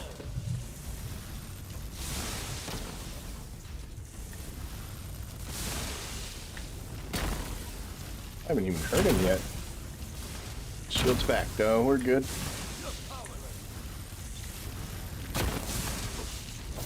Oh, come on.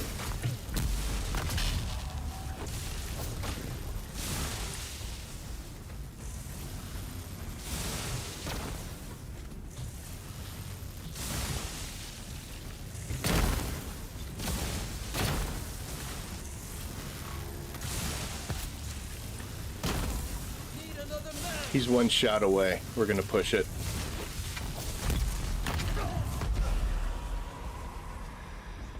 Still a little sloppy, but 7 minutes.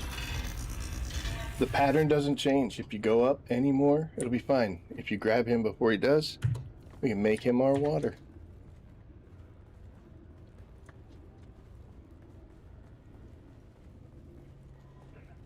going up more, all that's going to do is make me have to hit him harder or hit him more. The enemies leading up to it are going to be a little tougher, so I may have to hit him a couple more times. And when I fight him at the end, you know, you do pay a heavier price. Like the electricity will do some actual health damage. It might be a little bit more. There we go. Look at, oh boy, look at this. Look at the payoffs. So we got level 1 forge gauntlets, level 1 forge helmet, and level 1 plasma cannon. Flexi coating, it's not bad. Capacity extender. This increases the ammo capacity of any ranged weapon. Be careful what you use this on, because if you put it on like a sniper rifle that only has 2 or 3 shots, you're not really expanding it that much.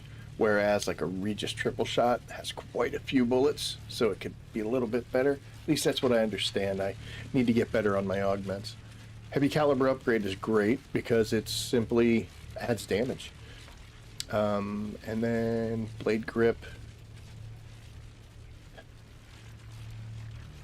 This one can be good because it makes it cost less stamina to attack. Sometimes you'll get into big groups and you're swinging, and then all of a sudden you start doing the pitiful swing because you're so tired.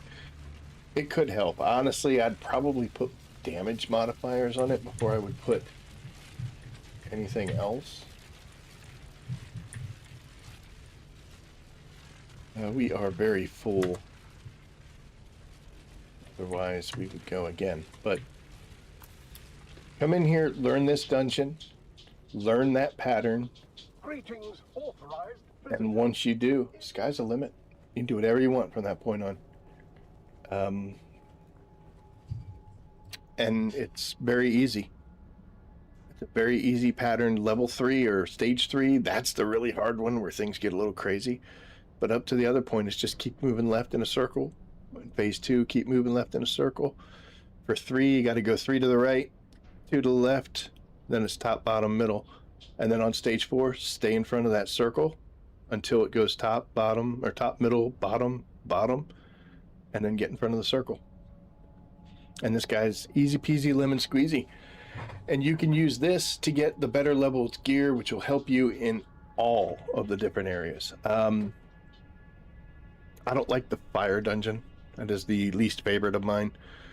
So the dark one, I have trouble with the dark one at higher levels because I'll get in the rhythm of things and I'll be doing what I'm doing, and then all of a sudden that dingleberry will come flying in with that knee charge and just drop me to the ground. And I'm like, really?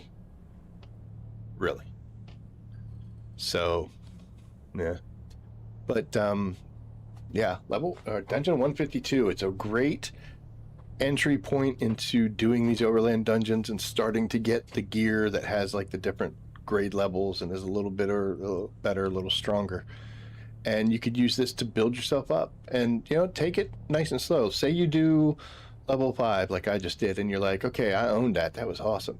So you go up to level 6, maybe you go up to level 7, and level 7 takes a little bit more from you, and you're like, okay, I need to kind of reassess this. Maybe throw some augments on some guns, or maybe look at the ammo and get a little bit stronger or better. Make some changes. And then you also notice I never used a single skill. I didn't need to. I just walk around and stab them with a sword. Skills will definitely work. You just got to be careful when you're using skills, especially things like the weirding step, compels, and that kind of stuff, because that creates a sudden burst of movement from you in a room with random patterns of electricity. Just think that over. Sugarwire Claw works great when he starts getting irritating, like if he's going to do that little power blast that makes you stumble. Just hit him in the face with a Sugarwire Claw. It'll stop that nonsense. But yeah, use the skills however you want. Center mass is a good one, or not center mass, the attractor field, so that if you are going to do this with ranged weapons, which you can, I just wouldn't advise using sniper rifles in here really hard. Maybe you can. Shoot, prove me wrong. That'd be awesome. But I made the mistake of putting the expander on my perforator. It added 2 bullets to the clip, which isn't enough for a shot, so it was useless. Yep, you got to be careful. I use the shell burster, which has 36 shots. every time I pull the trigger, throws 6 of them out there. So I don't know if that's going to give me a 7th bullet or 2nd trigger pull. But yeah, just be careful what you use it on. I think that mod is better for the things that have tons of ammo, like snub-nosed and a disruptor pistol. Those seem to be the best thing for it, but obviously don't put it on a sword. Oh, I'm trying to quit the game here. Look at that.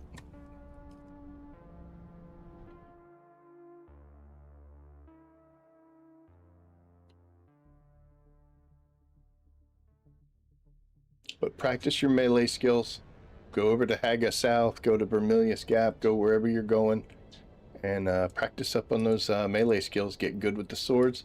Once you can block almost everything that comes at you, hop in here and run that pattern.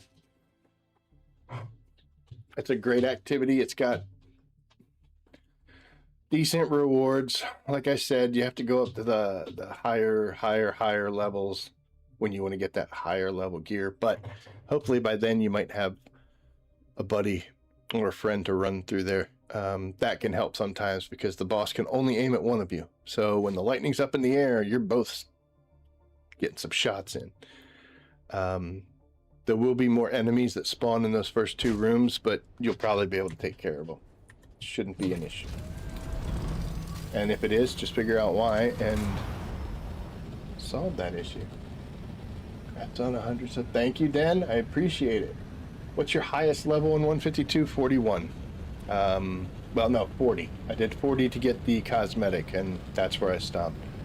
It's just, it goes so much effort versus reward. Don't think, I know there's some people that have real high levels of these things, like they're doing 50s, 60s, and 70s. That's just not me. I still do this for fun. So that's why my gear is all level 4. Would I like to have level 5 stuff? Absolutely. Am I willing to put out the effort to make level 5 stuff or to get it? No, not really. I don't need to get stressed out and angry like that. We did make a change. Let me go up here to the base. We had our room with our terrarium that Shiala gave us. Thank you so much. I appreciate it. We stuck him up here. He is now in the fancy dining room. So he is the centerpiece of that. So he sits over there now. I wanted to make sure that he couldn't see the windows because I'd feel bad. Like, he needs to know that there is no outside world. So what we did over here was we made a bit of a change. And we brought our augment station over here. And we have boxes now for grade 1, grade 5, grade 2, grade 3, and grade 4 upgrades. And we're going to start working on actually putting augments on gear and weapons. What's the bonuses? What's the benefits? What's the mistakes? And I think with a lot of players who are just now moving into the stage where augments are going to come into play, this would be a good thing. Teach me how to use a rapier.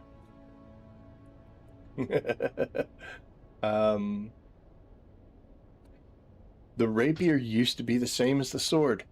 And when they made those changes, I didn't know. I didn't read the patch notes or the update notes well enough. And I kept going in trying to use it just like a sword. And it is definitely not. I would be lying if I said I have mastered the new rework. But I am pretty good with it. I feel that I can block 99% of the melee swings that come at me with a sword and with the Kadal and the dual blades. With the rapier, not so much. And especially if I go up against an NPC with the rapier, we got a heck of a fight on our hands. However, there is a way to get around that, and you don't have to do the deflection. If you just hold down on the deflect on your right mouse, you'll lean back and you'll do a stab. If you stab them while they're coming in, it'll stun them, and you can immediately do a killing stab. And I use that all the time. That's one of the reasons why I'm using this sword, is because I was like, dude, I have to stop. These are pretty cool. with these augments. For instance, this is a branding blade that I use. And when you look at the blade itself, it shows you that you have an augment, but it doesn't tell you what augment unless you know those pictures. But if you come to the augment station and hover over it, it'll tell you what you have. In this case, I have a grade 4 blade sharpener, and that adds 35.5% damage. If I were to put another one of these on, like this thing already has that augment, so I'm already getting 35% damage. But if I put another one on, this sword would go up to 526 damage. Think about that. At level 5 in that dungeon, I was hitting him maybe 3 times with the heavy strike in order to get, you know, through one of his health bars. Going to 500, I'd only have to hit him twice. But I love the fire blades too, dude. Being the DP of the week. I'm running low on... Yep, exactly. I go out in the deep desert, stay there the whole week if I can. That gets me in trouble with the lands rat. I normally will be like, oh crap, I'm at 35 and I have to go. But yep, we're gonna be hanging out in this room a whole lot more in the future to make some of the stuff we have better.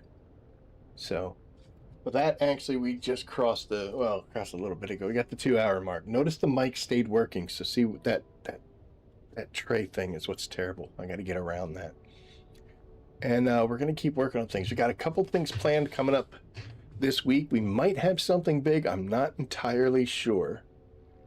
But we might be having something crazy happening in the next week. Maybe the week after that. We will have to see. But we're going to keep doing what we're doing. Next time we go back, we'll go back into 152. We'll do it at level 10. See what kind of gears we can get. And... 15 is where I kind of personally like to be. That gives me everything I need. I want to get my I want to get the rest of this armor.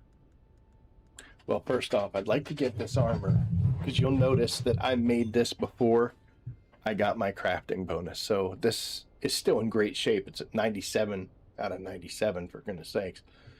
But I would like to make another set of this now that I have my crafting all the way up to the 200 so that any armor I make is going to last forever. This is what I've been wearing all the time, so it's not too bad of an issue. But anywho, and then I'm going to start putting some augments on here because that will greatly change your situation. If you look here, you'll see that these boots and gloves are armor 218. I don't know what I have. Oh, I've got a shock thing on there. There I'm at 435 versus 290. So if they get level 30 crafting, you can apply a second augment. Yeah. Well, let's take a look. So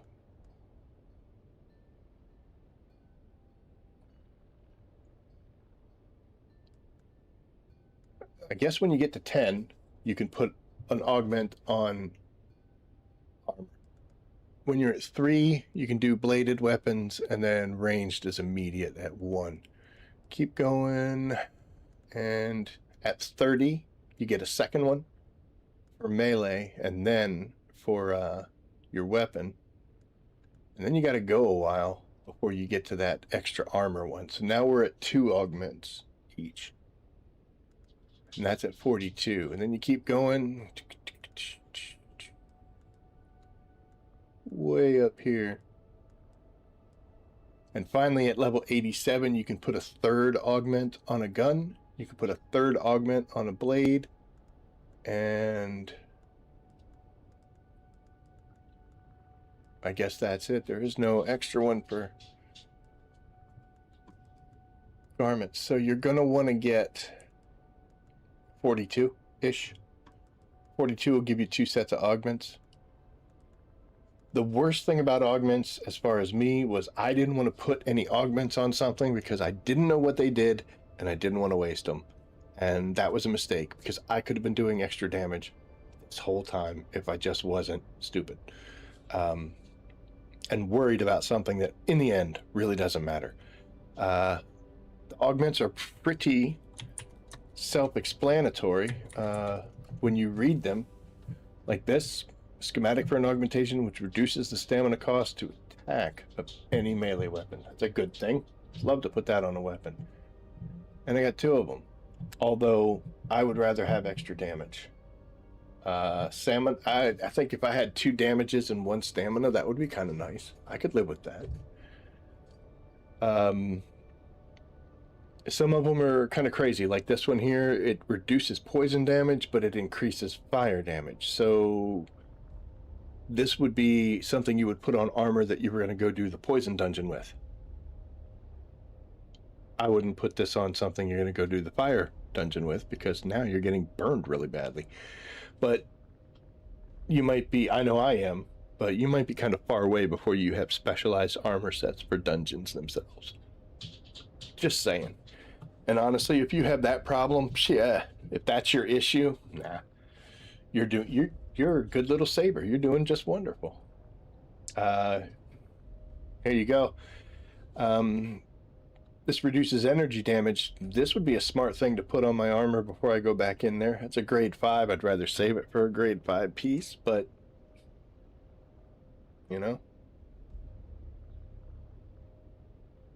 I got to do more with augment. Oh, God. Vacuum to full lines of spice. Fly there to reset, repeat. Takes me around 10 to 15 minutes to harvest medium. Yep.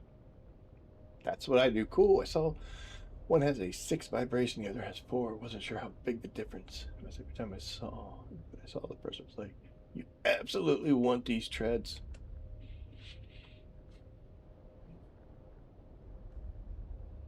Yeah, they're a good thing to have, but I mean, it's because they reduce worm threat. Doesn't prevent it, but it reduces. You'll be around. Yeah, I mean, you can survive without them, but if you can get them, it'll make it better. Same thing for a Regis container. It's just a bigger container, but you can go out there and get way more spice and bring more spice back. So, yeah. But I don't know the exact number on how much it does. Does it say it? I have one. I have the patterns. Let's go see.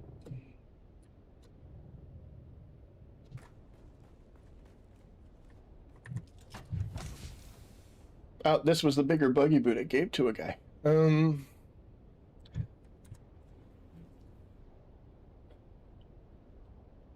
right, so it's going to be in that vibration level is 4.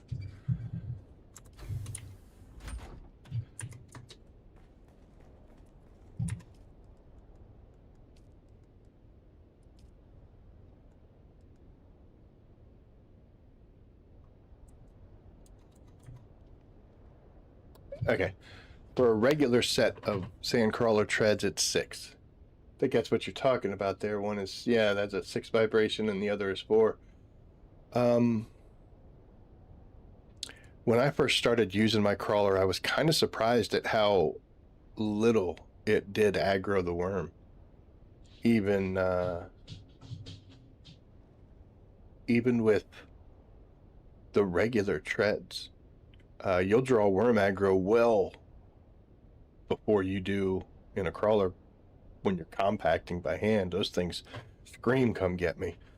But I've done both, but since the vibration level is better, that's what I use. If I didn't have the dampened treads, I wouldn't be like, well, that's it, I'm not crawling anymore until I get a set. No, I could go out there with those. But, you know, power through and made my medium refinery, then saved 500 and built my large at the beginning of the week, and built my carrier and container this week. Dude, you are rocking, man. There you go. Yeah, that large refinery, that is big boy. That's major league there. Once you get that thing. Compactors suck. Yeah. Yeah. If you're in a crawler and there's people compacting around you, it's terrible, especially if you're solo. I do most of my sand crawling solo, so I have to jump out. It takes me too long. It's terrible, but I also can't stand it when you hear those people just doom, with their goal is to put as many down as they can, go up in the air when the worm comes, go back down, pick them up. It's like, dude, calm down. We could do this so much better. But I digress. Anyway, guys, thank you so much for watching. I enjoyed the cake. That was really great. We'll do a goodbye shot of whiskey here. They said I could safely do 2 drinks, and I've kind of been doing small, so we'll be fine. It'll be okay. There's worse things. But thank you everybody for tuning in. There were some new names here, which is really cool. I don't think I've seen Gumbo Cracker. You might have been in one of the other ones. I know Den. I know Shiala, of course. My bestest friendest ever. And Odd and John. I think John probably went to bed, though. I might have missed that when he went to bed. But, yep. Thank you so much for tuning in. I greatly appreciate it. I'll keep you posted with what's coming up in the next couple of weeks. It's going to be a really fun, exciting time. And we're going to do some crazy things. But thank you so much for everything you guys have done and supporting me, watching my content, talking. It's, in the chat, talking with each other. Shiala, you are a godsend.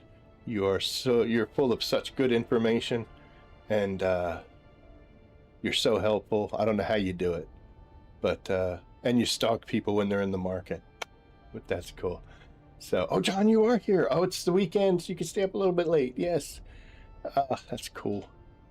But yep, we're gonna keep doing what we do, and hopefully we'll do better at it.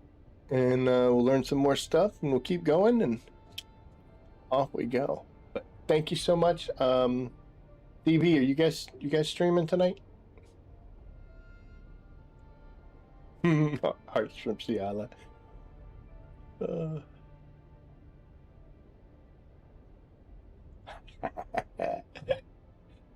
I was just talking with old man, and he was thanking me for telling him to take those flora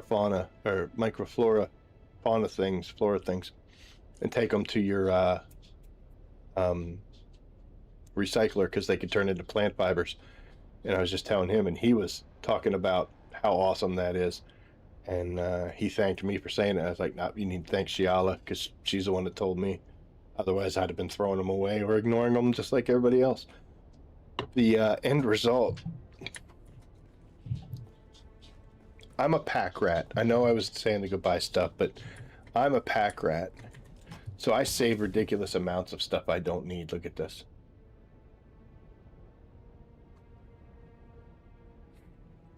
To make it worse,